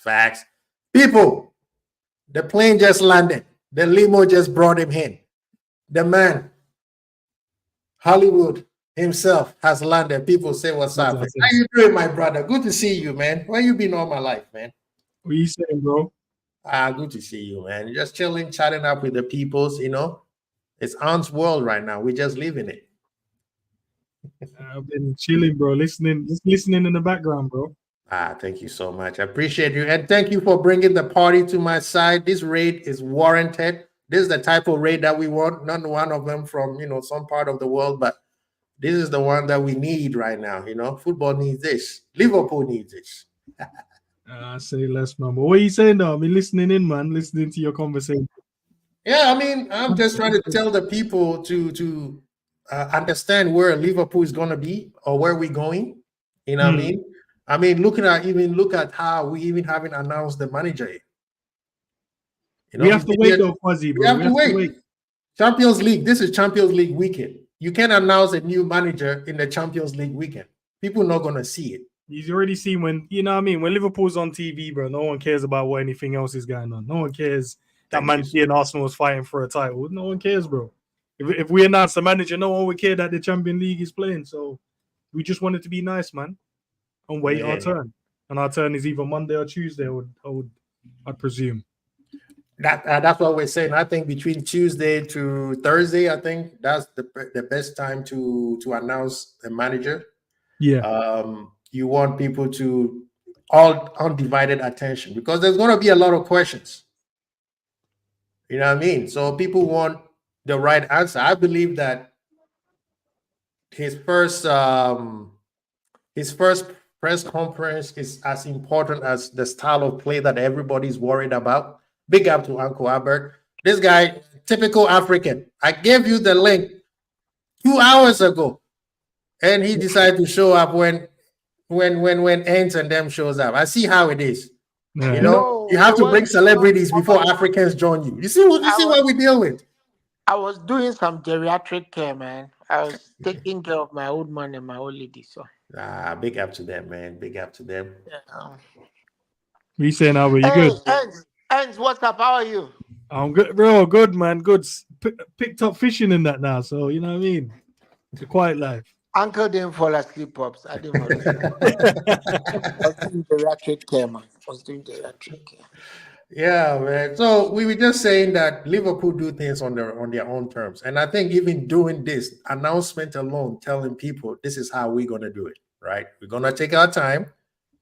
We're gonna do it at the right time. We're not gonna rush it. You know what I mean? This ain't Russia. We're not gonna rush it. We're gonna take our time, and we're gonna do it right. Personally, I think that they are indoctrinating him into the Liverpool way of things. The man is coming from outside. You got to teach him what Liverpool is all about. He read it. He read it on Twitter. He read it in the books. But now he's in the soil. He has to learn. Liverpool is not just for everybody. You can't just come in and start speaking. Now, Slot? Are we talking about Slot? Yes, sir. Well, let me just say I was a little surprised we didn't get a press conference yesterday, but I don't know what they're doing. Maybe they didn't want to conflict with the Champions League agenda. So we'll see. He's already here, so sooner or later we'll know what he's about. We'll see. Big up yourself. The legend Savage is in the house supporting Real Madrid. I mean, the man changed so many jerseys. I don't even know which team he supports these days. But right now, I respect my club. Oh, my respect bad, the gaffer. my bad. Respect the gaffer. Respect. You know what I mean? Savage, I don't blame you for supporting Real Madrid. If you can't beat them, join them. It's a beautiful thing, man. It's a beautiful thing, man. And I had to pick them up. I had to show them my respect, man. 15 times, man. Like, what was his name? Booker T would say 15. Huh? 5 times. 5 times. I don't like them too much, bro. Man, they're doing what they're supposed to do. I know, man. That's the annoying thing, man. They're doing this is what people need to understand. And earlier, I was having that same conversation. I'm glad that you guys are here. They have changed the style of how they build their structure. Used to be Perez is a don. People don't give Perez respect. That guy is the godfather of football right now. They need to change that stadium from Santiago Bernabeu from Perez because he has surpassed Santiago in terms of major trophies. Right? It's not that hard. You know, it's not that hard. What Florentino Perez is doing is what every right-thinking team will do. Go for the players at source, or at the very least, get them at the intermediary stage. Mm. Yes, you will pay big money for some of the marquee signings, but it's a potpourri of all that. It's a healthy mix. If I tell you that Real Madrid paid less for Vinicius than we paid for Luis Diaz, will you believe me? Right? They paid less for Rodrigo than we paid for Szoboszlai. Right? Yeah, they've done the marquee signings. They some of them, I think they paid like 80 mil for Tchouaméni, but even him, they put him on the bench. But some of these things, what stops Liverpool from going to South America to get these gems? What is it that is stopping us? What is it? Savage, you want to jump into that question? I mean, I can't answer 100% because I'm not them in it, but clearly it can't be that easy because if it's so obvious, then they would have done it. I think Real Madrid always have a first team to compete with anyone, so they can afford to go and get Vinny and have him on the bench while Ronaldo and that's there, and let them nurture and come in like Copa del Rey games and stuff like that. Right. Artigula and stuff like that. Whereas Liverpool with Colin can't really have that luxury, bro. It's kind of like what Man City does. We're not bigging up Man City, but they do the same thing as Madrid. And that's what they do now. They've changed their format as well. They could have, you know, Ake was on the bench for ages. They weren't using him at all, bro. And he's got good while he's been there. He wasn't, at Bournemouth, he was decent. He wasn't that great. We used to tear him up all the time. But Right. slowly had him on the bench there, nurturing him into the squad to the point where last season, people talking about he's one of the best defenders in the league. Yeah. And that's what happens, bro. Foden's been taking his time. He's homegrown. But they were able to do that. So the better your first team is, the better your squad is. You're able to do that. It's a little bit easier, innit? Whereas it's risky the other way. Yeah. Because people are worried about losing money. Whereas, yeah, it's Real Madrid. And the pull of Real Madrid to, if you go to Brazil and go, we're Real Madrid, we want you, you go into Real Madrid, innit? One of them. So I don't want to say 100% that Liverpool don't go to these places. The likelihood is you hear about the stuff that works and the stuff that don't work. What's the point of talking about it? So that's why you'll hear like, Liverpool, Chelsea, Man U, and all these teams are in for one player. Or when the player's career's already going, you'll hear, he was linked to this team. No point in talking about it when he doesn't make it. Right. Because that's what happened with, speak to Ends, just Martinelli, Man U, and Barcelona. That's where he was trying to get on. He failed there, bro, on the trials. But Savage, you see, reason why I'm saying this is, you remember last season, and I think you even held a couple of shows on that. We were linked with Alan Varela, remember? Boca Juniors. At the time, dude was worth 8 million. We faffed around. He went to Porto, and now we want to pay 70 million for him in 1 year. There's this kid in Palmeiras called Luis Guilherme. We were also basically linked with him, like linked in FC. Yeah, right. And we faffed around, and it looks like West Ham are going to sign him. I mean, I could go on and on and on. I'm simply saying that even at home, let me just come back from South America at home. Did we not know that Adam Wharton was available? We lost that game against Crystal Palace mainly because of how well he played. And he plays with Tyler Morton. So what didn't we know? I don't think he's that good, to be honest, bro. But Somebody, Savage, I disagree with you. I think he's a very good player. I think, I'm not one. That was For quick. me, every now and then, a player catches my eye, right? I'm like, this kid is a good player. I mean, I'm not saying I don't know where he will end up. I don't know how he will end, but he struck me as a kid who knew what he was doing. I think that going forward, I don't want to dwell on the past. Going forward, we should look at some of these things because given the prices that marquee players cost, we can't buy too many marquee players, right? So we need to look at some of these things and at least catch them at the intermediate stage. If you don't catch them at the intermediate stage, by the time you want them, they cost 70 million, and you can't pay 70 million for 3 or 4 players. That's 280 million. So you need to catch some of these players because let's face it. If Liverpool want to challenge for the league and challenge for the Champions League, we need to mark up our playing staff. We need to. Yeah. Ed, I have a question for you. Go ahead, man. This is I'm going back on this one. How does the club plan to measure success under this new structure? If I worked for the club, Quasi, I would have had a great answer for that question. How I measure success. I think it has to be done. We have to win trophies, bro. I don't think at this stage now with Liverpool, we're not in a position when Klopp first took over. So it's not like we have to rebuild the squad entirely to then really challenge. We have players you could see already that was challenging on all fronts last season. And obviously within a month and a half, we kind of fell apart and missed out on all the other trophies. So I think if you add some quality to this group, there's enough there to go and challenge on all fronts again. Even if that's not the case, if the manager goes, I only want to identify like the Premier League, maybe go for the Champions League, and we're forgetting about the League Cup, and obviously the FA Cup. That's fine. But I'm just saying, in general, this squad isn't far off, so we have to go and win trophies now. I don't think it's a season where I can go, do you know what, we was rebuilding and we didn't win. I would be vexed if we don't win something. Because the only difference is now we're just changing the style. And I think the style that we want to change to, I think it's going to be a style that suits the players in general. So I can't see us taking a backward step now. Right. I can't see it. And if we do that, then obviously I think that's down to the players and the manager that has to hold that still. But yeah, there's no backward steps now.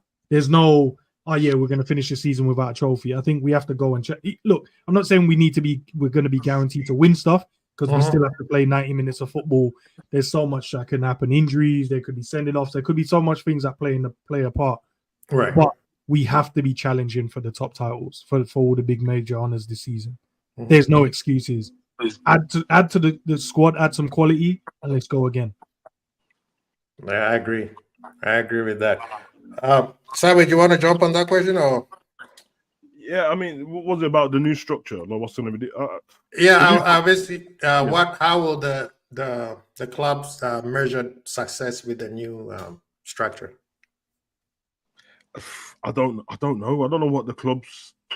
I would like to think the club success is the same as what the fans think, but I've always felt like it's not entirely aligned with each other. Not saying that they don't want to win anything big, but I always feel like it's not their main focus. Right. Although they've done well in the past, because I guess the new structure is the old structure, isn't it? It's the same people, they're back. So, and if we go off base what they did there, they did well, and they did probably better than what people think. Right. Because obviously we were unlucky in certain instances by 1 point here or there, so it could look even better right now. It could look like 3 Champions Leagues and 2 Premier Leagues or whatever, and all of a sudden it looks like the greatest thing. They can't account for 1 point, so it's not their fault. So I guess the way they're going to measure success is probably, it should be trophies, isn't it? Like, I don't feel like there's another way. Obviously, from the business side, there's revenue and all that stuff, but they do that every year. When Edward wasn't there or when he was there, we've still been making money. So I guess it's got to be on trophies, bro. And obviously Champions League football has to be a given, which is why I don't really use it. The manager should behind the scenes, but I don't ever use it as an objective because it feels like we're better than most of the league. So Champions League should be what you should get that anyway. You should just get that. Going for the main trophy, you'll end up with Champions League football, which is what we did the season just gone. We went for the Prem. And by that, we got the Champions League. So right, I don't know what their measure of success is for Arne Slot in his first season, but that's a little bit different because it's new to the league, it's new to the players. Obviously, it's not a foregone conclusion.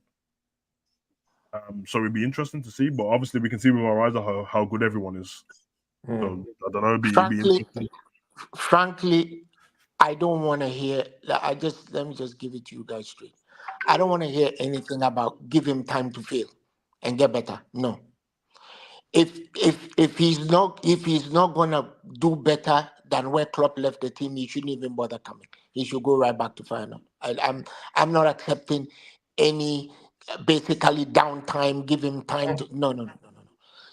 You should watch enough Liverpool games during the off season to know where he wants to take the team. If he didn't know where he wants to take the team, he should have accepted the job.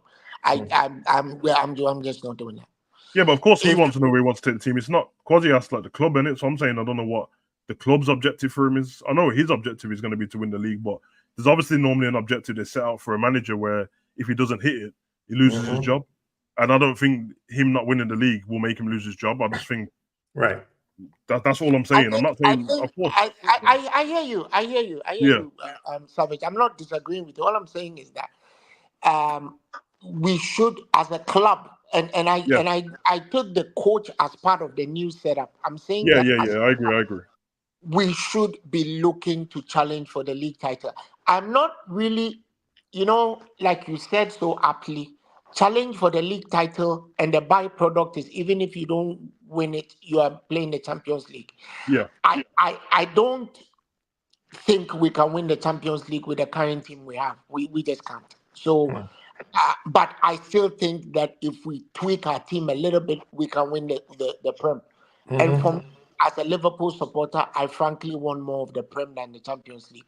The Champions League for me is the icing on the cake. Speak to most Liverpool fans, they'll tell you win the Prem more than win the Champions League. That's just where I am. I think that one or two players would have made a difference this year. For example, I think Caicedo puts us over the edge this season. Declan Rice puts us over the edge this season, because at a critical point in the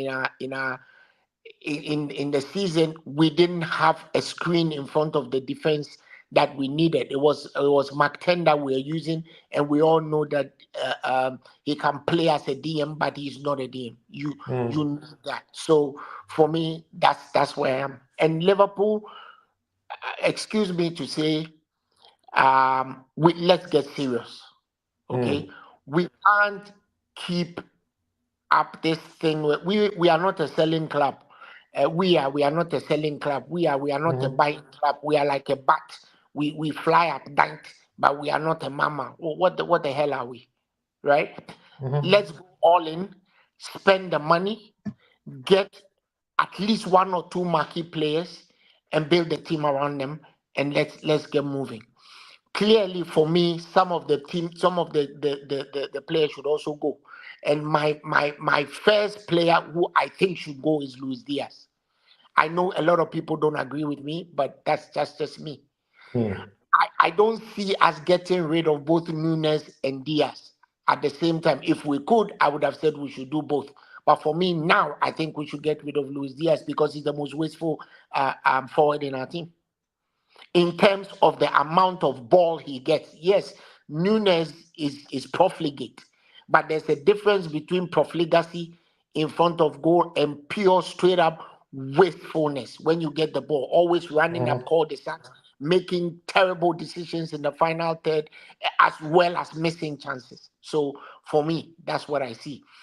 Failing that, maybe the new coach can tweak his positioning, because I have a feeling that he may play better on the right side. I've seen him playing on the right side twice, and I think he does better. I don't know. I can't tell for a fact without having seen more of him on that side of the pitch. So that's why of course we should also be preparing for some exits. We should be preparing for Mo Salah's exit. I really don't think we should allow Mo Salah to live on a free. We should sell him. We should sell him. That conversation. I mean, I agree. Liverpool fans, somebody had a feedback. If we're gonna move forward, we need some players have to go, and they are some of our favorite players. But Savage, earlier you you were mentioning about the ownership, where they see us, Do you think that you talked about the structure is the old structure that has come in? Do you think? And I'm just asking to see if you projecting, because none of us will know until they start their job. Yeah. Do you think they're gonna keep the same model they had before? Because that model to me has been replicated. Some people have close them near perfected it.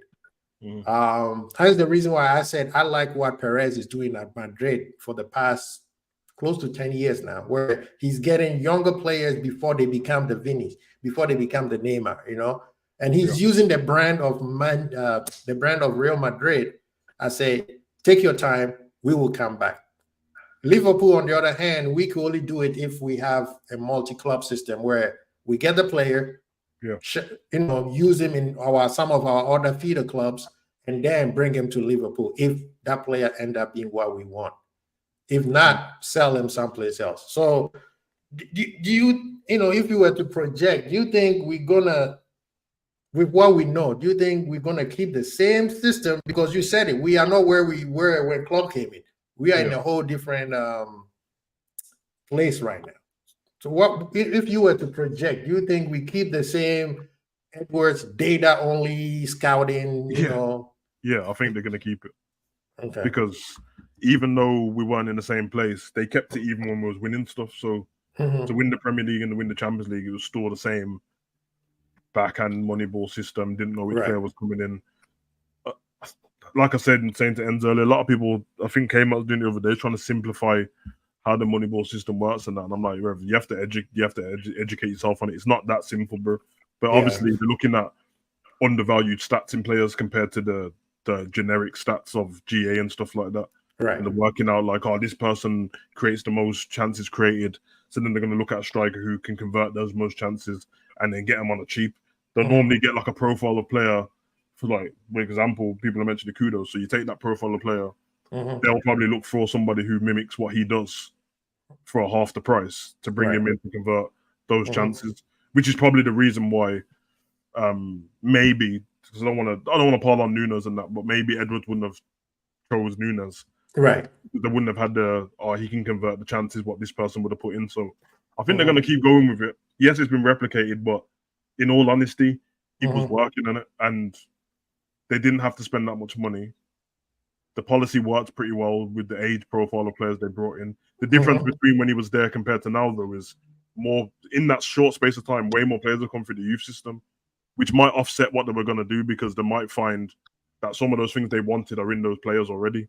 Right. So I don't know. I feel like they're going to do it. They might have to tweak it a little bit.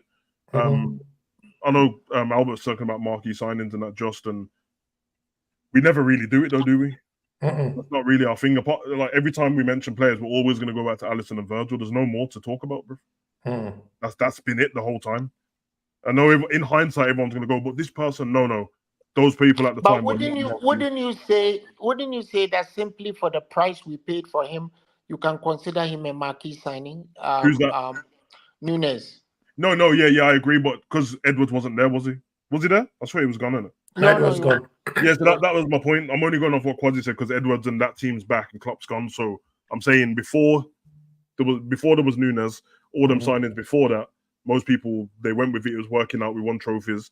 Nunes coming after when Edwards was gone, and that's what I'm saying. Yes, a marquee signing in terms of the price, what Liverpool and Klopp and Linders and all that paid for him, but idealistically they'll probably go back to 40 million of inflation in it. So 40 million is probably 55 now, but the cheaper version of those players, and it might not always be the most popular one. And we're a bit snobbish in football, so there'll be somebody in every division. Everyone's happy now because slots come from there. Anyone from finals a great player in it, but anybody from the championship's a bum. But when I watch both leagues, I feel the championship's better than it, bro. I don't think they're far off each other. So let's see where they look. Even Albert mentioned Wharton. I think I was wrong earlier. I don't think Wharton's rubbish. I don't think he's as good as he's hyped up to be right now. I mean, they got him back in January, and in that short space of time, I've watched maybe 6 games of his, and it's been 50-50. Some games he looked good in. Man City looked terrible against. But he might be decent. But there you go. That's championship, isn't it? So when people get snobbish about it, I'm like, nah, the championship's there as well. There's players there, so why not? It'd be interesting though. It'd be very interesting. I think they can replicate it. But yeah, if there's a player out there, the fan base is always going to be a little bit annoyed when they can see a player who looks like a star, i.e. kudos, because that's the player everyone's talking about, and just know that you're not going to buy him. And he's probably going to end. And if you don't buy him, it means he's either going to end up outside of the league at one of the big clubs, or he's going to end up at your rivals, which is likely to happen. And Paqueta's going to leave West Ham, so that's Man City probably. Yeah, where does Kudos go? Isak's going to stay at Newcastle, so you don't want to see all your rivals pick up these stars, and then you're like, who we're going to get, and then we get nobody. So it's interesting, man. But willing to see what happens. And I know what I like what you said towards the end, because that's what is freaking the hell out of Liverpool fans out when we are being linked with players like Somerville, right? They're like, well, Arsenal has been linked with this big player, but look who Liverpool has been linked to, which with me, I just want a player that fits the system the manager is going to play. Yeah, big money, one second, Uncle. Big money signing is not going to it doesn't mean anything. It doesn't. It doesn't. If the player doesn't fit, I don't care how much he's worth. He's not. In theory, like I think one of the people in the chat said, in theory, if you get better players, you have a better chance of winning. But the football is not played in theory; it's played in practical. So unless you have a player who fits your system, where you like, this player is going to be great in my system, I don't care how much. If he's worth 2 million, go get him. If he's worth 100 million, go get him. Uncle, go ahead. I was agreeing with you because over the past 5 years, if you ask me, and like I said before, everybody chews me up in the chat. I think that the only Liverpool player for me that we've bought is McTen. For me, we bought McAllister, and right from the moment he kicked the ball, we knew, yes, this was it. This is the guy. Right. We've bought players and called them opportunity signings. And for me, what does that actually mean? You buy players, it means it's a player we don't need, but we bought him anyways, right? And you bought him and you are doing experiments with him. And then a year and a half later, we come and apologize for the experiments. I mean, what are we, Dr. Doolittle? You know? I don't even know. And let me just address something that Trap Joe said. Trap Joe, we are not doing St. John's Ambulance Brigade at Liverpool. We can't sit a player down and say, because of what you've done before, let's let you go for free. That's very poor business practice. I mean, Salah has done a lot for Liverpool, but Liverpool has also done a lot for him. At the time we brought him, he was classed as somebody who had talent, but hadn't utilized the talent, and Liverpool brought out the best in him. So there's nothing wrong with making sure that he doesn't live on a free, because if we get money for him, we get the next Salah, right? If we get, even if we get 50, 60 million for him, and I'm being very, very conservative here, you can add 25 million and get Kudus. I just saying. So I don't think the football itself is transitory. For those of us who started watching when the likes of Ian Rush were playing, everybody has come and gone. I mean, we had a player that we used to call God, Robbie Fowler. He went and came back and went again. So it's just more or less a revolving door. The players will come, the players will go. But you can't, at this stage, you cannot just let Salah go. It's not forceful selling. If there is an offer on the table that makes sense to both player and the team, then it's a mutual thing. Nobody will force Salah to leave Liverpool. But you should understand the dynamics. He knows that in a year his contract is up.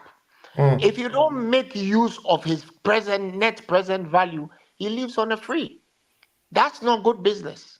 That, in fact, that's shameful. Yeah. Right? And we've done some of that in the past. If you recall, just at the turn of the year, when this guy Keita was running around injured all over the place, I think a team in Turkey wanted to pay 15 million for him. We didn't sell him. Yeah. And then he left on a free. Yeah, let me big up G's in the building. G, thank you so well for joining us. Appreciate you. Big up, bro. Yeah, I got a hard question for G, man. I got a question for G. Since he's a scout, and do you think with this new structure, I'm of course you have to wait to see what happens, but I want you to project. I asked the same thing with the legend Savage here, which is with moving forward, do you think that the structure of scouting and how we recruit is going to change? Nah, I think they'll kind of keep it the same. I don't see why, from a business side of things, I don't see why they would change that. Yeah, I can't see why they would want to. They'd want to go and do that, to be honest with you. In their eyes, I guess they'll look at it as it's a good structure, isn't it? Do you know what I mean? Like, we're able to get players on relatively low fees. Some of them turn out to be good. Some are just decent. Do you know what I mean? So, why not keep that? You know what I mean? Just kind of keep that going for the time being. And potentially the dynamic of the Premier League is going to maybe start shifting in the next couple of seasons. So why not just have your structure that you've had in place, and then You know what I mean? Just keep doing your thing. To be honest, I can't see them changing it. I don't even see why they would. To be honest. Okay. And do you think that? I mean, I know you said it, but I'm gonna ask you again. Do you have faith in the new scouting? When you say faith in what though? Like they will bring that player where you'd be like, okay, I see where you're moving. Like for instance, Madrid brought Hendrick, right? Yeah. Do you think we might not get the player as Hendrick, but you think we will get a player right about that area where you'd be like, yeah, when we keep this kid and we properly train him or coach him, he will become that player that we want in the future? No, because we've never done that. So unless everything changes, then I could say yeah. But Liverpool, in what, the 26 years that I've supported them, we've never once done that ever. I can't think of one player that Liverpool have bought who you said, "Oh my God, this is a wonder kid," and or this is the next big thing. And then they've obviously turned out to be that kind of player. So yeah, I'd say nah. I don't think we would do that, man. I think we're all about like smart business in their eyes. Do you get what I'm trying to say? Even you guys are saying Bendo can buy Tetric. Yeah. They are very average players. I don't think they were sought after players. I don't think they were in anyone's books to look at, oh my goodness, these guys are the next big guys. Not to say, by the way, they won't. Of course, they can easily become top players, right? They're decent players now. But if we're just talking about them, players who started out like, being, on people's list of, yo, you need to get this kid. Neither of those players were any of those two players. Do you get? I mean, I don't think I heard one person in any football circles speak about these guys. And that's not to say that they won't be good players. It's just but football's a big place. Do you know what I mean? There's so many players, you'll be able to see everybody.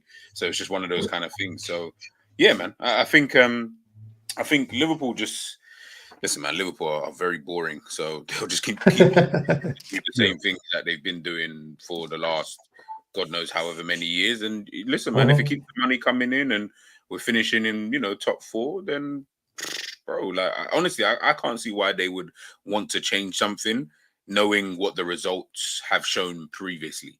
Obviously, listen, if we continue down that market, for example, like a Somerville and then Wemo, and then all of a sudden we just look shit in 2 seasons, obviously they might have to start changing it. But for the time being, I think they'll just keep it the same, man. So listen, don't anybody get excited. There's no one we don't go for those kind of players. We just got to kind of make do with the ones that we do get and then just go from there. Yeah, I'm sure like FSG brought I don't think they brought them people back in to do a different job. Exactly. So it's one of them. But and also as I said, people have to keep in mind we do. One second, Uncle. Let him finish. We do always end up speaking about the positive stories, and it makes it seem like obviously I'm a Real Madrid fan, and that was like, oh, Real Madrid got it right all the time. Nah, bruv, that's just because Hendrick's the talk of the town and everyone knows about it, bruv. I can tell you about 10 other players that hasn't worked for Real Madrid. I can tell you about 20, bro. And they end up just bruv, you know how many players have been on Real Madrid will loan out players for time, bruv. Yeah. That most of the people in the Prem fans don't even know about. They just see them at Villarreal and all this and like, oh, that player's cold. I'm like, yeah, he belongs to Real Madrid, bruv. You know what I mean? Man, we're talking about Kubo and that back before. Real Madrid player, bruv. Odegaard, Real Madrid player, bruv. Didn't work out. Why is Odegaard not in the Real Madrid squad now? Clearly, the way he played football should be the heir apparent to whoever's in the midfield, but it didn't work out, bro. Right. It doesn't always work out like that, bro. This is how it is. Right. So I have a quick question here. I usually say I don't like players from Madrid or Barcelona, especially now Madrid, because they won everything, right? Usually, even if the player is in 22, 23, they come down. I don't remember the last player where I'd be like, wow, they took it to another level. Yes, there was Robin, there was Alonso, but those are the old regime. Do you guys see any player like, I know Robin Rodrigo. Was shit at Real Madrid, bro. He was crap. Who? Robin, bro. He was crap. Yeah, he was. That's what I'm saying. When he came to Bayern, he became much better. Yeah. Alonso, when he was at Madrid, he was good. Went to Bayern and was still balling, right? Yeah. Those are the few that I mentioned earlier. I said those are the ones that, even Schneider was also crap. Yeah, Fabinho played for Real Madrid. Yeah. But do you guys see any player in Roma? I know Rodrigo. Everybody's talking about Rodrigo to possibly move on when Mbappe comes in. Forget about it. It's not happening. Is there anybody at Madrid that you guys would take? Savage, can you just let him finish, please? Well, there's none that you like want to take them where you like, bro, but they're not leaving to come to Liverpool, bro. The Rodrigo thing has been shut down already, bro. His people have been talking about it all week, saying, "No one man are trying to distract him for. Why would he leave? Man wants to become a Galactico and that, bro. He only signed a new contract last season. His buyout clause is $1 billion, bro. So if you like got that money, go ahead." But continue, Quasi. Sorry to crush him. No. Go ahead, Quasi. Even if a player like Rodrigo wanted to leave, Real Madrid, he wouldn't be coming to Liverpool. You'll probably be going to a place like Man City, not us. Yeah. And these people are too negative. You want to jump in and sprinkle some? Nah, man. Listen, they're not negative. As G say, man, let people feel like they want to feel, man. I'm not here to convince anyone to think any otherwise. I'm looking forward to what Liverpool are about to do, man. And yes, in terms of the transfers, and Savage is right. People do forget the ones that don't work out. And you're right. You mentioned Odegaard. He's one of the best midfielders in the Prem at the moment, one of my favorite players. Right. But he didn't make the grade at Real Madrid either, bro. He was a wonder kid as well. They pick the right ones, and if you're good enough, you make it. If you're not, that's it. You move on. Why can't Liverpool go out there and get those type of players? And we've never been that type of club. So for us to then all of a sudden want to be that club, right? It doesn't suit us. But we've not been the club that goes out there. And I'm not saying we shouldn't be the club to identify a player like an Mbappe, a player like a Martin Odegaard, and go and grab them. But we have done that in the past, and some of these players haven't worked out when we've gone and got the guy that's done well in the Euros or a World Cup, and we've gone out there and tried to sign him, and they just haven't made the grade. Whether it's at the right time, it was in the right moment, wherever it may be.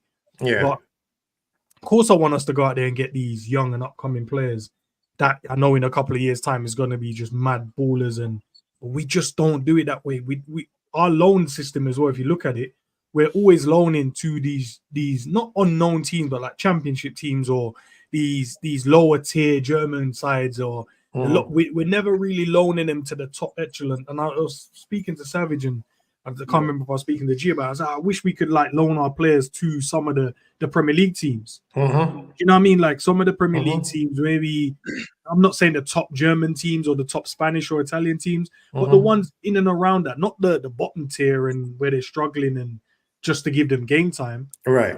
And I see other clubs, they go and loan their players to some decent teams, bro, and they come back ready and ready to go, man. Chelsea loan their players out to everyone. You name a club, there's probably a Chelsea player. You know what I mean? That's how it is. But I want to go and get some of these players. We just never been that club. We don't do that. We buy you and we make it work. And if it doesn't work, then it's a waste of money, and then we can't then just go and spend another 60, 70 million on another replacement just because you didn't work in a year. And that's the thing with like the Nunez's and the Sobos. You know, you say Sobo had a great start and tailed off. Nunez, obviously everyone has their own opinion on him, but we can't then go, right, Nunez, we spent this money on you, Sobo, we spent this money on you, and then go out there and get another 2 players worth the same value.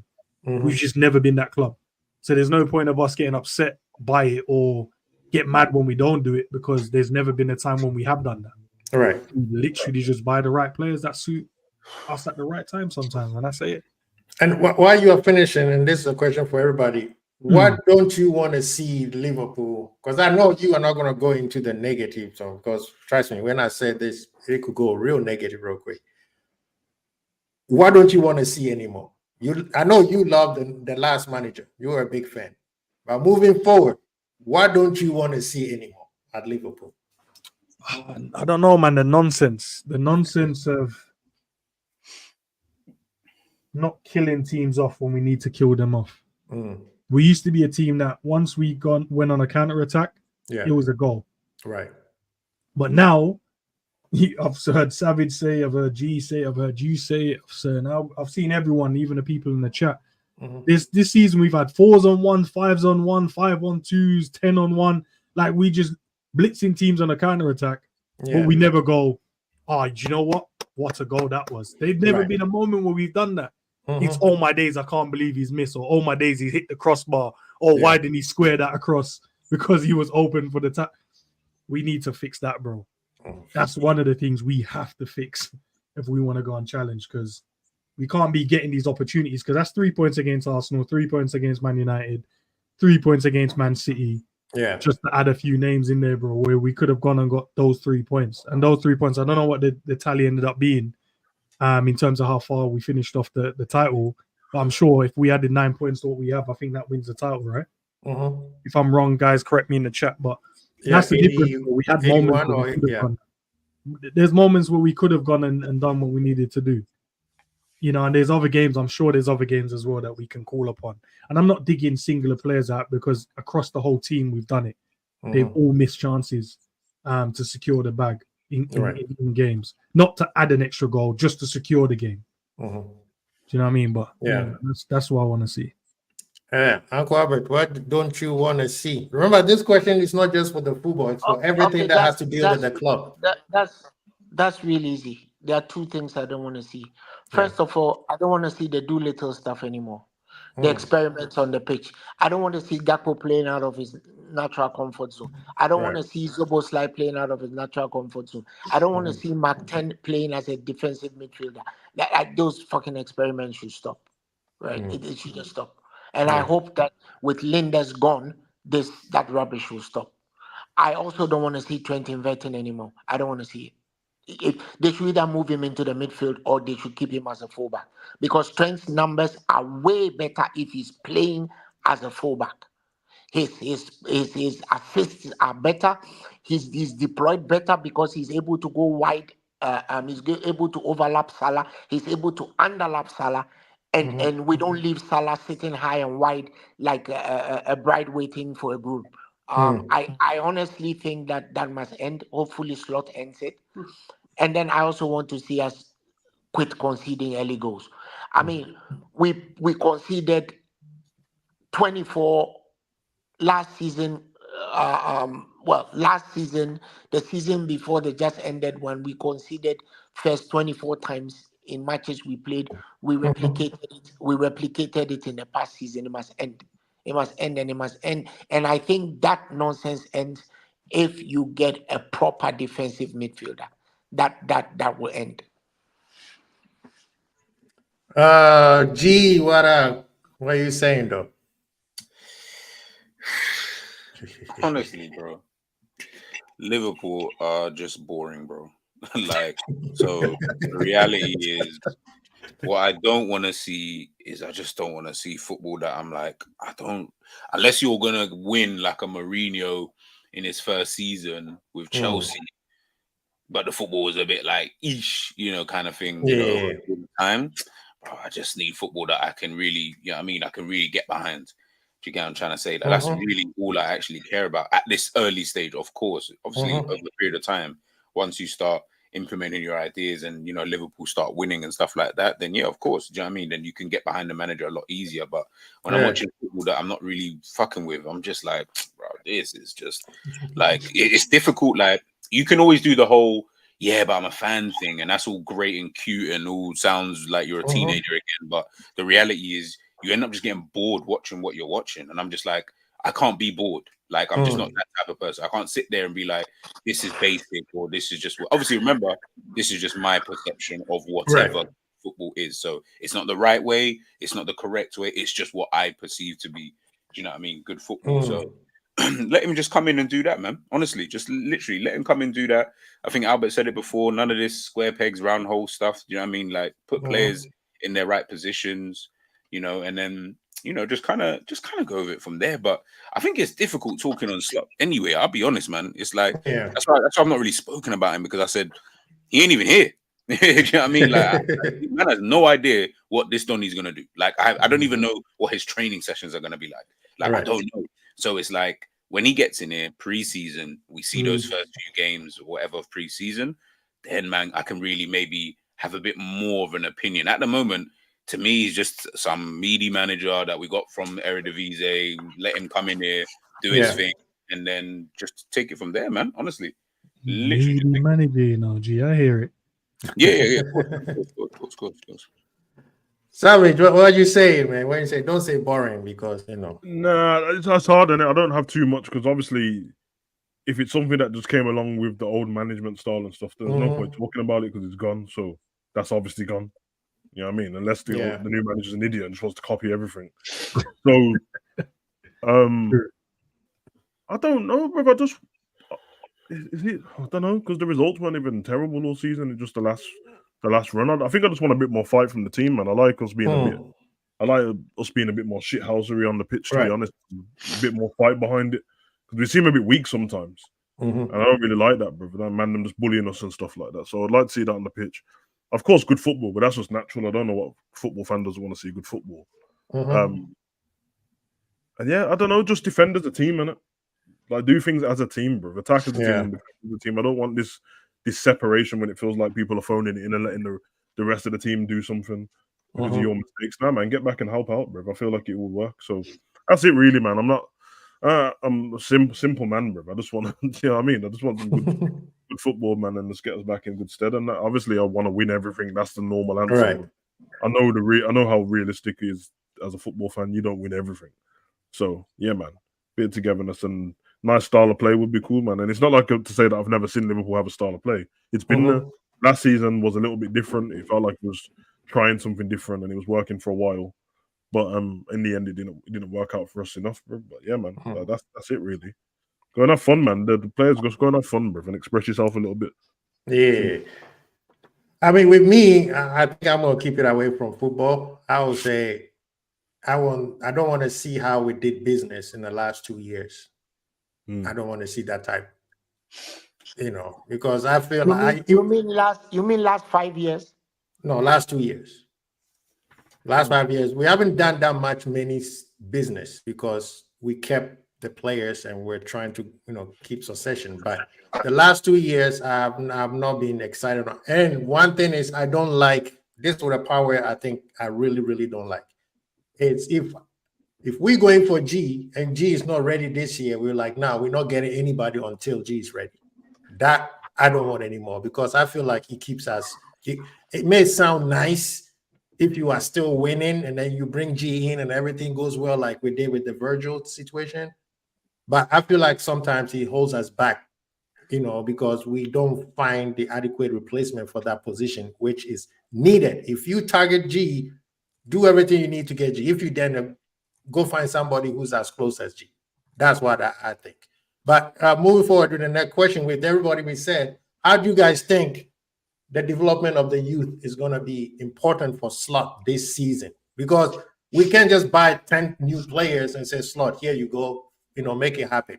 How do you guys think about the development of the youth incorporated with the squad that we have right now? There's a few guys that's already got. Obviously, Bradley's ready. You would say Kwanzaa is ready. Yeah. I'd love to see. Who else would I love to see in this team as well, man? Dan's ain't one. I think he needs more. He needs more work. And I know we got excited early because he came in, scored a couple of goals. He looked good. He scored some goals where Darwin wasn't, but he's not ready yet.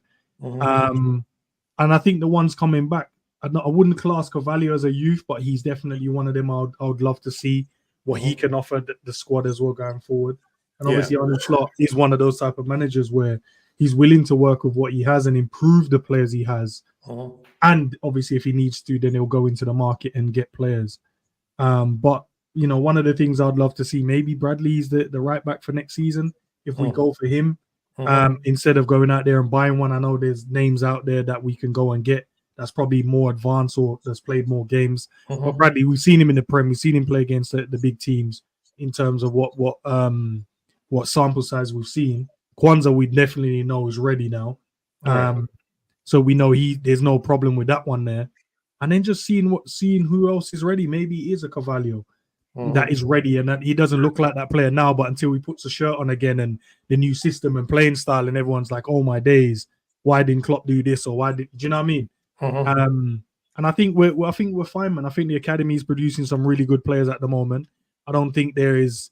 I don't think we're far behind the other academies. I just wish, as I said earlier, the ones that we're not planning to use yet are the ones that we think is on the verge, but not just there.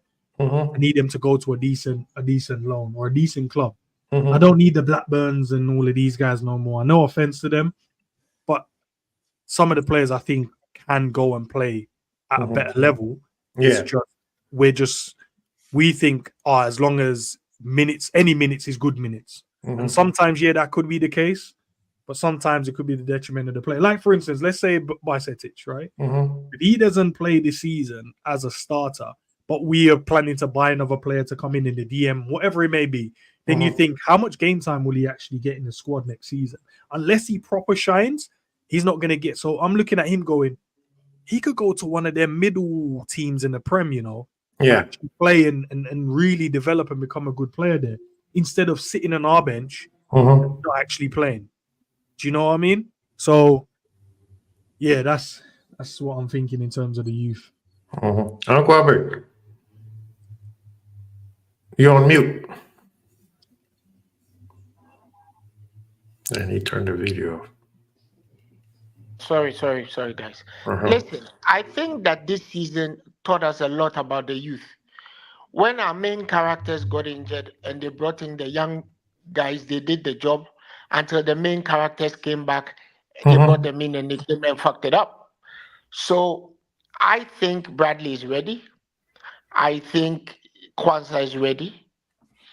I think Bobby Clark is ready. I think the likes of Louis Kumas and Musialowski on the edge. I also think that we should give Jaden Dance more playing time. The only way you are going to be able to tell whether he's ready or not is if you throw him in at the deep end. I think he's a better striker in terms of his cognitive ability, his composure, and the emotive presence he has on the pitch than Darwin Núñez. And I've said it. I think he's composed, but it doesn't mean he's not aggressive. He's very, very aggressive, but his aggression is controlled. So I would throw him in at the deep end. Let him take his chances. Liverpool is not a team that hasn't had young strikers. We had Michael Owen. We had Robbie Fowler. They were very young, and they've been some of the best strikers we've ever played with. So let him go. He has very good pedigree, and in this business, pedigree is very important. He comes from a good family. Let him go. Let him go and do it. Because I honestly think that when we brought the main characters back in the team, had we let the kids go on doing what they were doing, we might have done better. But that's all behind. That's all what's under the bridge now.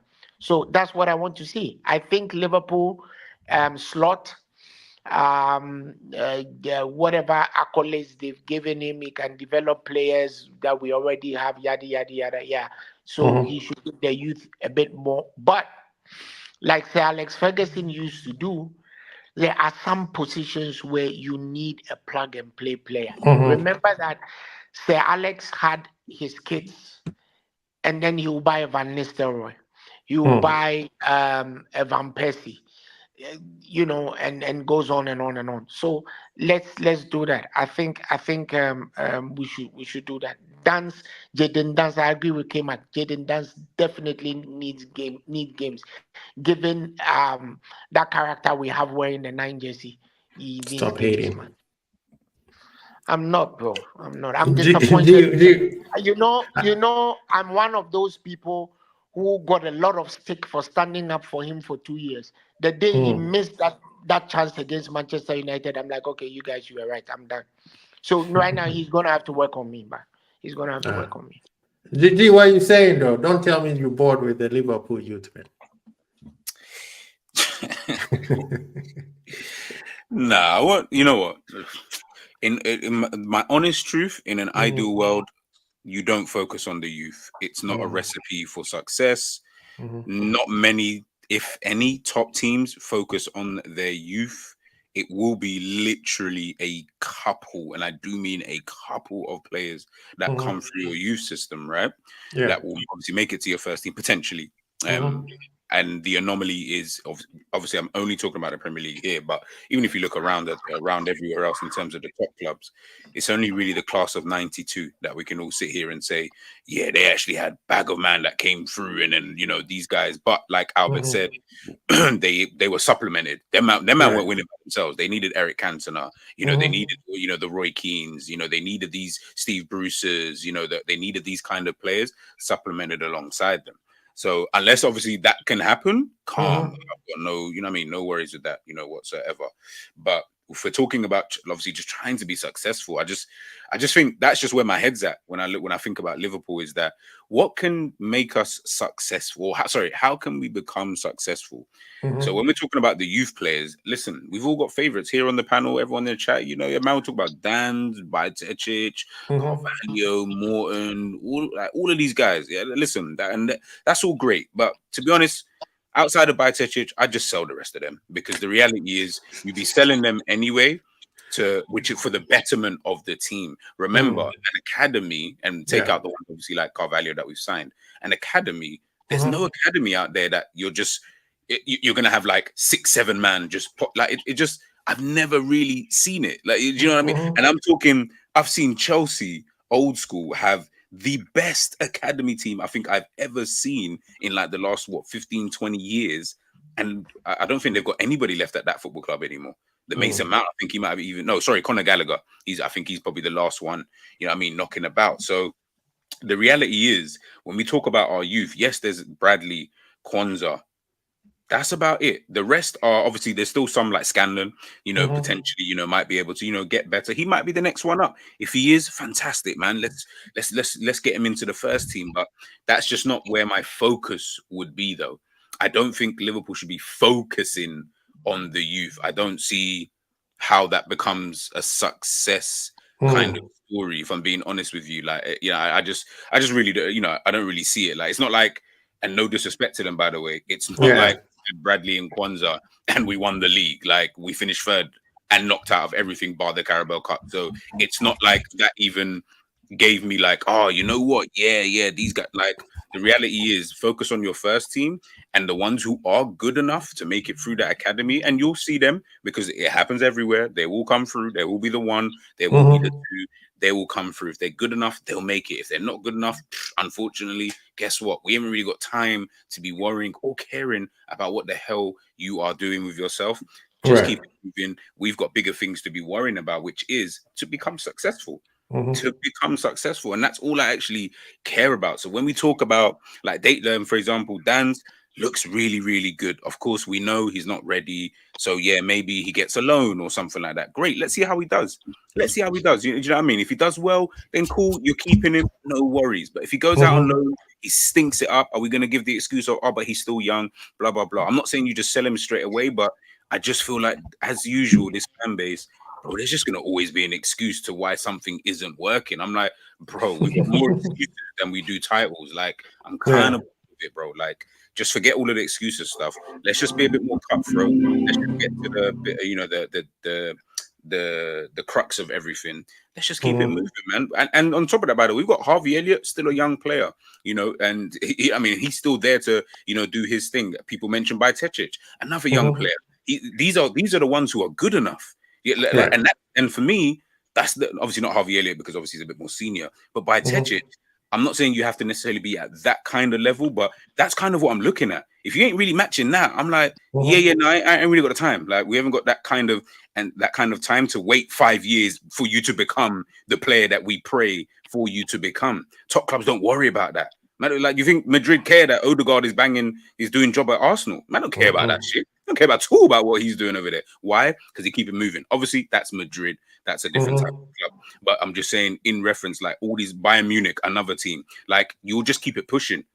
Sometimes you win, sometimes you don't. Sometimes you get it right, sometimes you don't. But guess what? We're still successful whether we get it right or not. So I don't care if I'm getting it right all the time. Savage said it already. Real Madrid have enough players that we don't even talk about. They're still successful. Munich, the same. All these kind of clubs, bro, they'll just, Man City, you think they're crying because Cole Palmer scored 20 whatever goals this season? Man does not give two shits about that, because I'll just keep it pushing and we just go. That's the kind of mentality. Don't worry about, like, the fees and finance. I'm just talking mentality wise.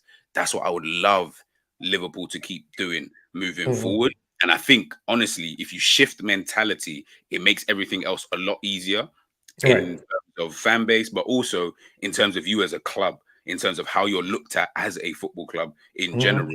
And then, obviously, I don't know, but I'm hoping that then just leads to some level of success, man. You know what I mean? Yeah. Yeah, Savage, what you say, man? No, you've been patiently waiting, playing your video games in the background.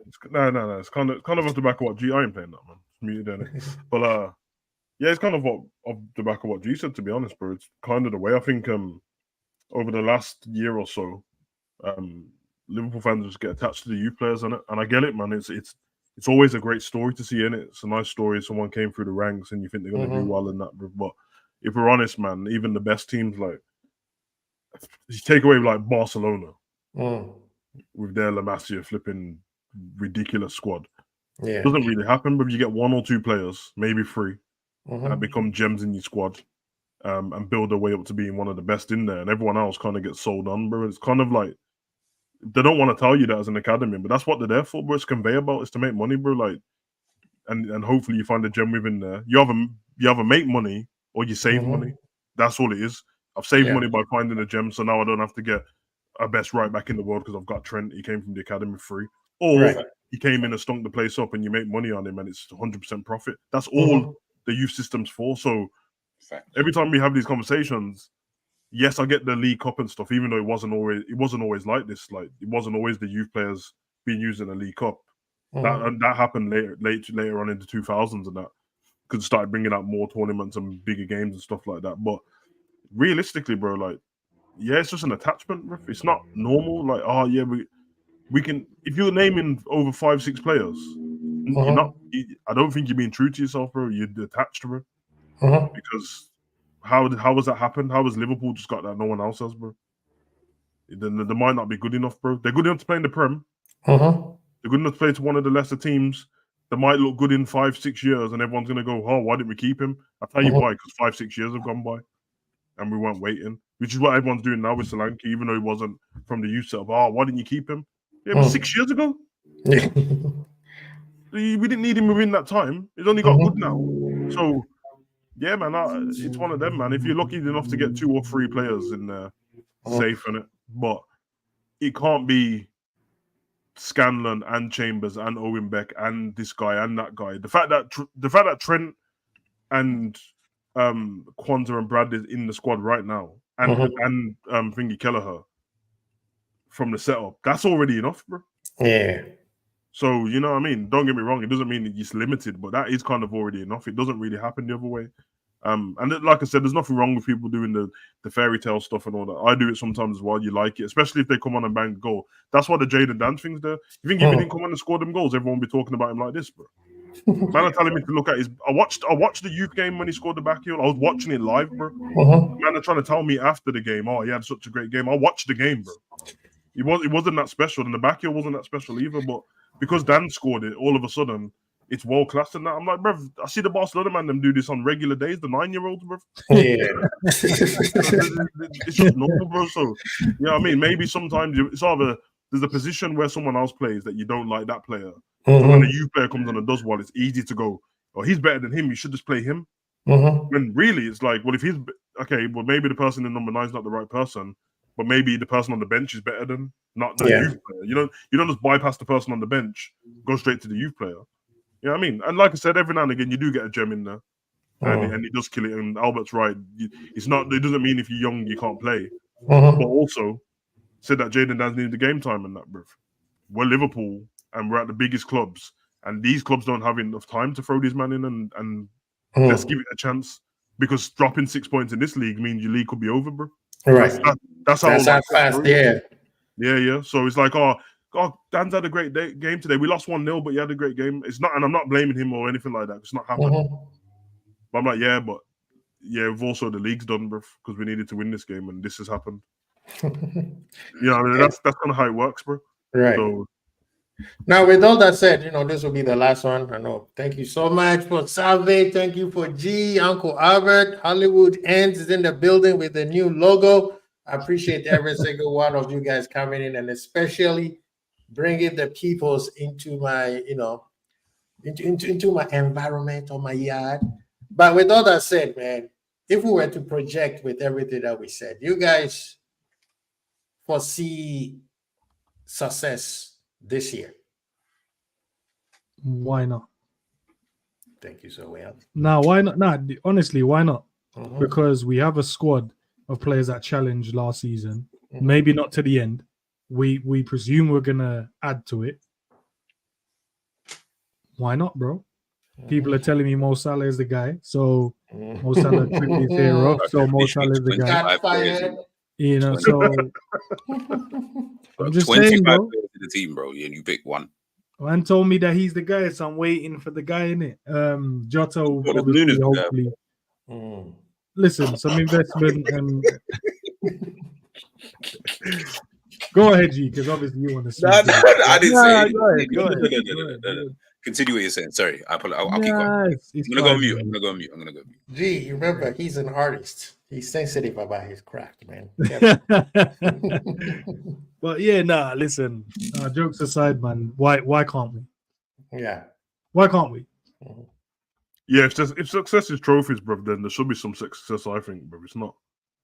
Yeah, I mean, it's not a guarantee, bro, but I don't think we definitely can win a trophy, bro. Uncle Albert, you get G. And I'll take the Champions League. Yeah, for me, I think I alluded to it earlier on. I'm not accepting any downtime for the new coach. So he needs to make a forward progression.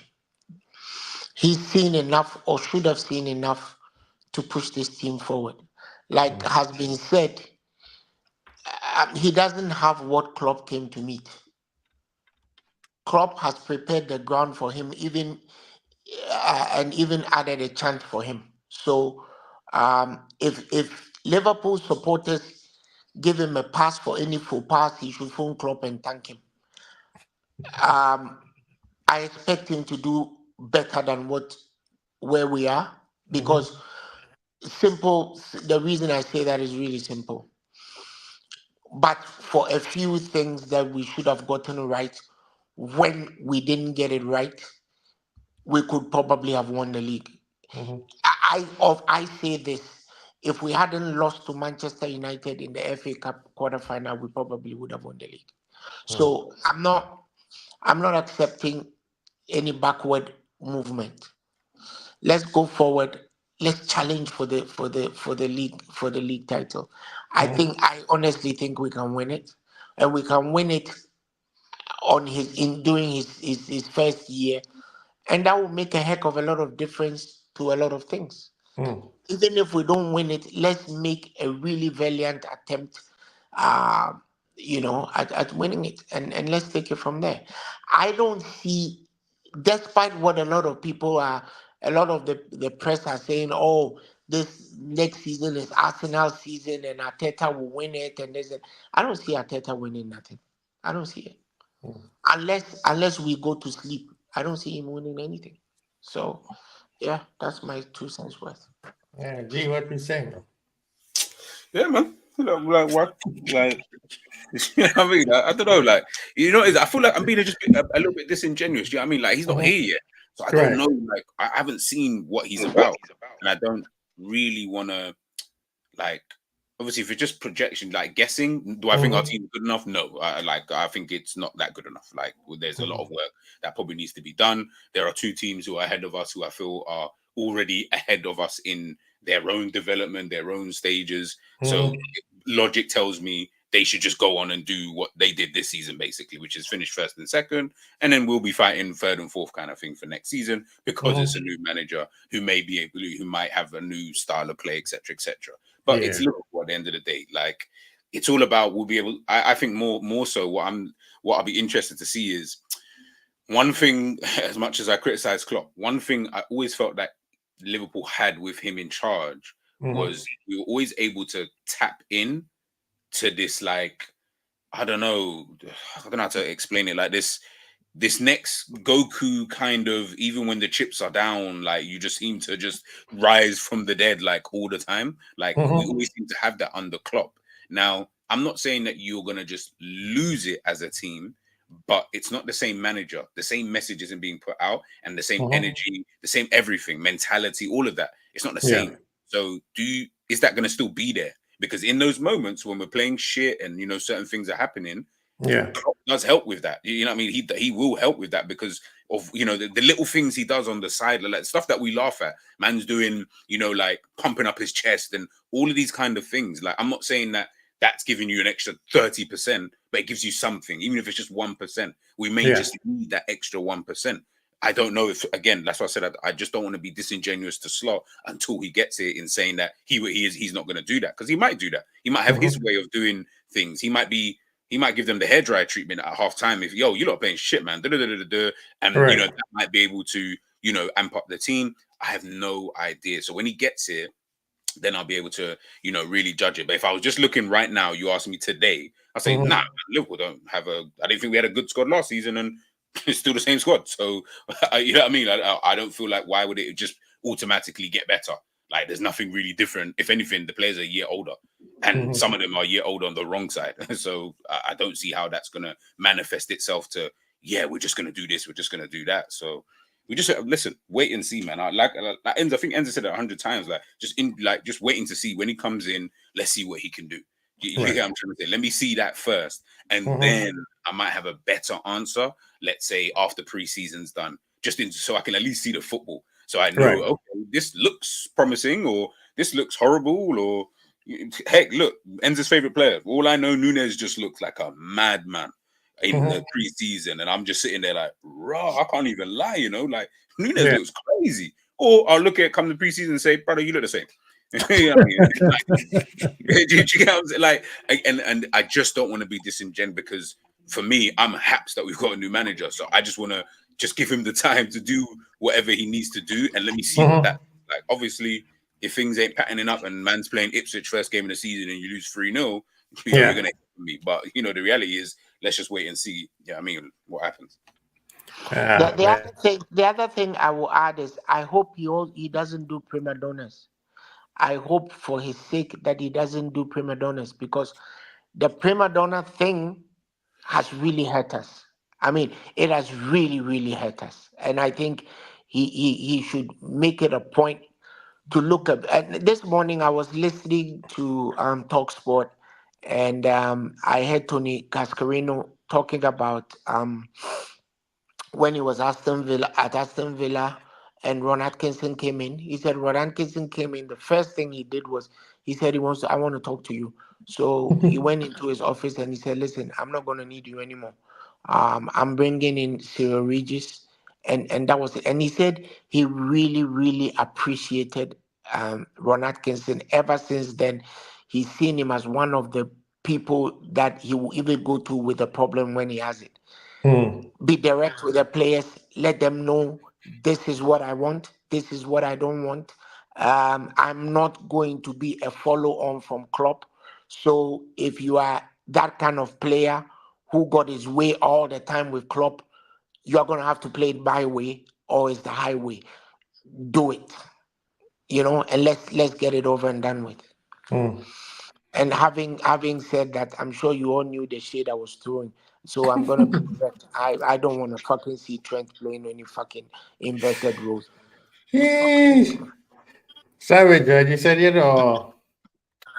Yeah, man, I hear what Albert's saying still, but you have to remember, man said Cyril Regis and that, bro. It's 2024, man. These footballers now are all babies, bro. Like, okay, I know he's dead, Savage. I know he's dead. No, I didn't mean Cyril Regis. I mean dead. I meant the time, brother. No one talking it.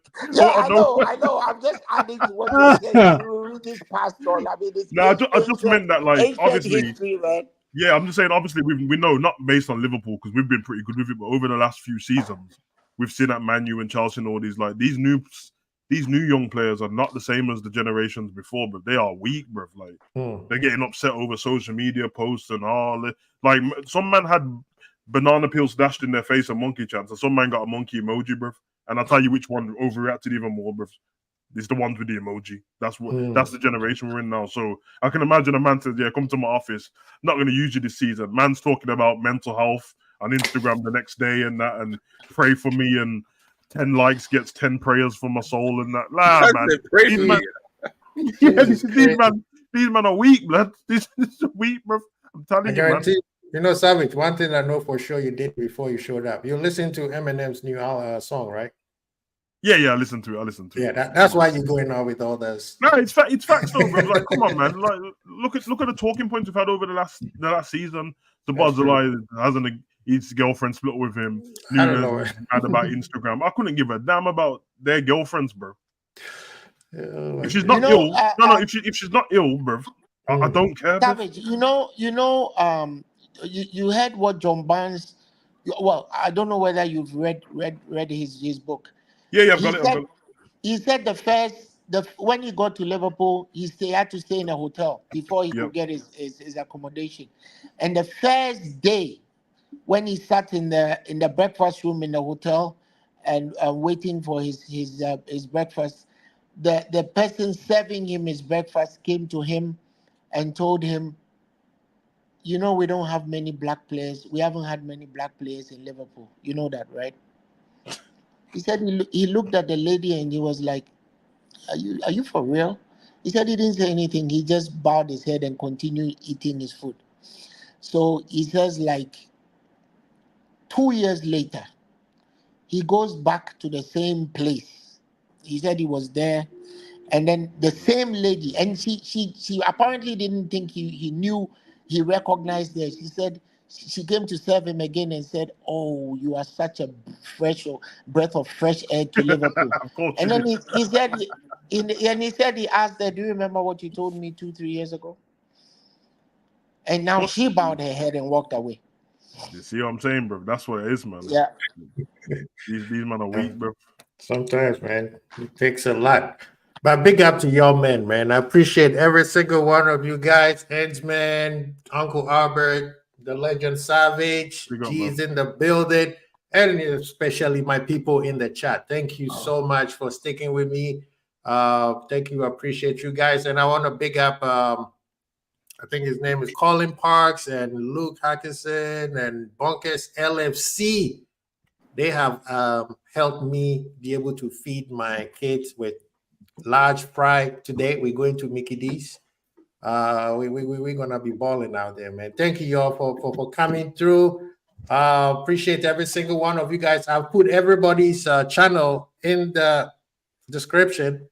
I'm moving up in life now. I'm doing good now with those three, so I can do such things. Uncle Albert is the only one who doesn't have a channel, but he's at everywhere that anybody needs him. Where there's chaos, you'll find him. Bro, I'm retired, man. I don't do work. No, we already got another uncle who retired because of slot. We don't need you to retire. Having a channel is work, man. I'm throwing shades like that. That was a little shade. A lot of people think that having a channel is just like it's easy. It's not easy. No. You have to be disciplined, and I'm not disciplined. I don't even want anybody to tell me when to wake up, man. So, and people, please like, subscribe, share, please share, subscribe, like, and the notification bell. When you go to Mandem's channel, please do the same. Otherwise, you're gonna see this show 2 weeks from now. So please, the notification bell is as important as you subscribing and you sharing and you like. So please, let's get the likes up before everybody leaves today. Before you walk out the barbershop, please click the like, go to the Mandem's channel, and then do the same thing, please. Thank you so well. Because when you go to their channel and you subscribe, guess what? My kids will go to In-N-Out. In-N-Out is to the top of the line of the food chain out here in the burger. So that's our goal. I got 21 kids, man. So you got to help a brother out. So Brendan, you guys have anything coming up? Are you Canadian, Japan? I'm trying, man. Hence, you have anything coming up this week, brother? No, man. Just listen, guys. If you're subscribed to my channel, you already know, man. If you're not, I don't know what you're doing with your life. Just turn the notification bell on. Honestly, bro, I'll just randomly feel to do a video. There's no schedule. The season's done. If I feel randomly to do a video, I'll do a video. Don't want to miss it. And if you miss it, you're gonna want to rewatch it. So you'd rather us live so you can interact than watching it after, hoping I might reply to your comments. Well, Honesty is asking where do we go? Red Lobster went bankrupt. So I don't know if I have the money for Red Lobster, but if I do get to 500 or 1,000 subscribers, oh, you bet sure we go into them places. We eat it. We eat it. So get me there, Honesty. And I see you in all those spaces. So when you get there, throw my name in there, even if ends don't like it. Just say subscribe to Crazy Bull. What's he gonna do? What's he gonna do? He's not gonna delete it. Nothing, man. Savage, what you got coming up, man? I have no idea, Blitz. I'm just on pure vibes, Blitz. So yes, you see me when you see me, people. Like that, bro. I think at the moment we are all waiting to hear from Slot, right? Yeah. Yeah. Everybody's waiting to hear from Slot, and then we move from there. Yes, sir. And G, well, go on, man. Don't tell me that you are bored. Yeah, I mean that's an understatement, but nah, the reality is, I've got this mad. I've actually got next week. Just make sure you subscribe to GTV. Every day I think next week, Monday through to Saturday, there will be a video dropping. I'll be doing my 10 favorites over there on GTV. So make sure you guys obviously just check that out. And yeah, keeping it GTV, same thing. I've got the video dropping in like 20 minutes. So my PS3 games. So yeah. Hey, bro, can't give me some bass in your voice. I'll keep telling you about this, bro. Sorry, bro. Sorry. So, guys, make sure you guys, you stay tuned in the next 20 minutes, keeping it GTV. I've got my 10 favorite PlayStation 3 games coming out next week. We've got. Listen, I'm not even going to say it because I don't trust the half of you guys on here and outside of this panel to steal the content. So just stay tuned. Just stay tuned, and the videos will be dropping. But I will be going live tomorrow morning, though. Having a nice old chat. It won't be Liverpool related, so join in if you want to join in. And yeah, man, listen, man, everyone just enjoy their Sunday, man. Honestly, bro, it's hot out here. I don't know about you guys. I'm sitting right next to the fan. It is baking. It is baking, bro. Robert, where are you gonna be next? Causing chaos, man. Wherever I'm needed, wherever I'm wanted, wherever I'm invited, and wherever I'm not invited. That's yes, sir. Code word for I'm all over the motherfucker, man. Yes, sir. Yes, sir. Thank you so much, everybody. People in the panel, Ants for bringing his peoples to to the barbershop. We got everybody working the barbershop. The barbers are gonna enjoy themselves today, and my kids. Some of my kids are in the, they're also cutting hair. So we're gonna eat. We're going to Mickey D's. Everybody's getting a large fry, small Coke though. Small Coke. I gotta keep them fit. And people in the chat, big up yourself, man. Thank you so much. Please go to my brethren's channels and subscribe. Trust me, if you don't understand what you're missing, you think this was good, go to their channels and then you'll be like, okay, I see why. And then also keeping it G is not football related. It's all about deep thought, deep thinking. If you are a deep person, you're going to love that channel. And I think Hans also has another channel like that, right? Yeah. What's yours called? I've got the Players Club one. They're all on my channel, man. So if you want to subscribe to them, just go to my channel, go down to the bottom. You see G's channel, Savage's channel, and all my channels. Okay. You man are terrible at promoting yourself. I can't lie, blood. Terrible, bro. Okay, G, why don't Savage but sometimes you have to let people do some work as well, Savage, man. I can't treat everyone like they're 2-year-olds, bro. Hey, the world needs it, bro. Oh, all right, Ends, I think this message is a say to you. Can't find people willing to step up and play. That's Quiz Kings. What do you mean? I mean, the last time you did the quiz show, some people did not do well. I know I almost won, but there was some. Hey, every time I do the quiz show, I know I didn't come last. To turn up, bro. Nah, listen. Every time I do the quiz show, and I invite people, bro, I can only guarantee 2 men that will turn up because they're confident in their reading and their reading ability. But the rest of the man, then, bro, start getting nervous, bro. It's multiple choice, man. It's not that damn hard, bro. Just pick one. If you're wrong, you're wrong, man. People did not study, man. Everyone gets nervous, bro. One of the man, them, I ain't gonna call him out still, but Hey, listen, man turned up to one quiz and he was, Alexa was helping him still. Said Alexa. It's Alexa, Yeah, man.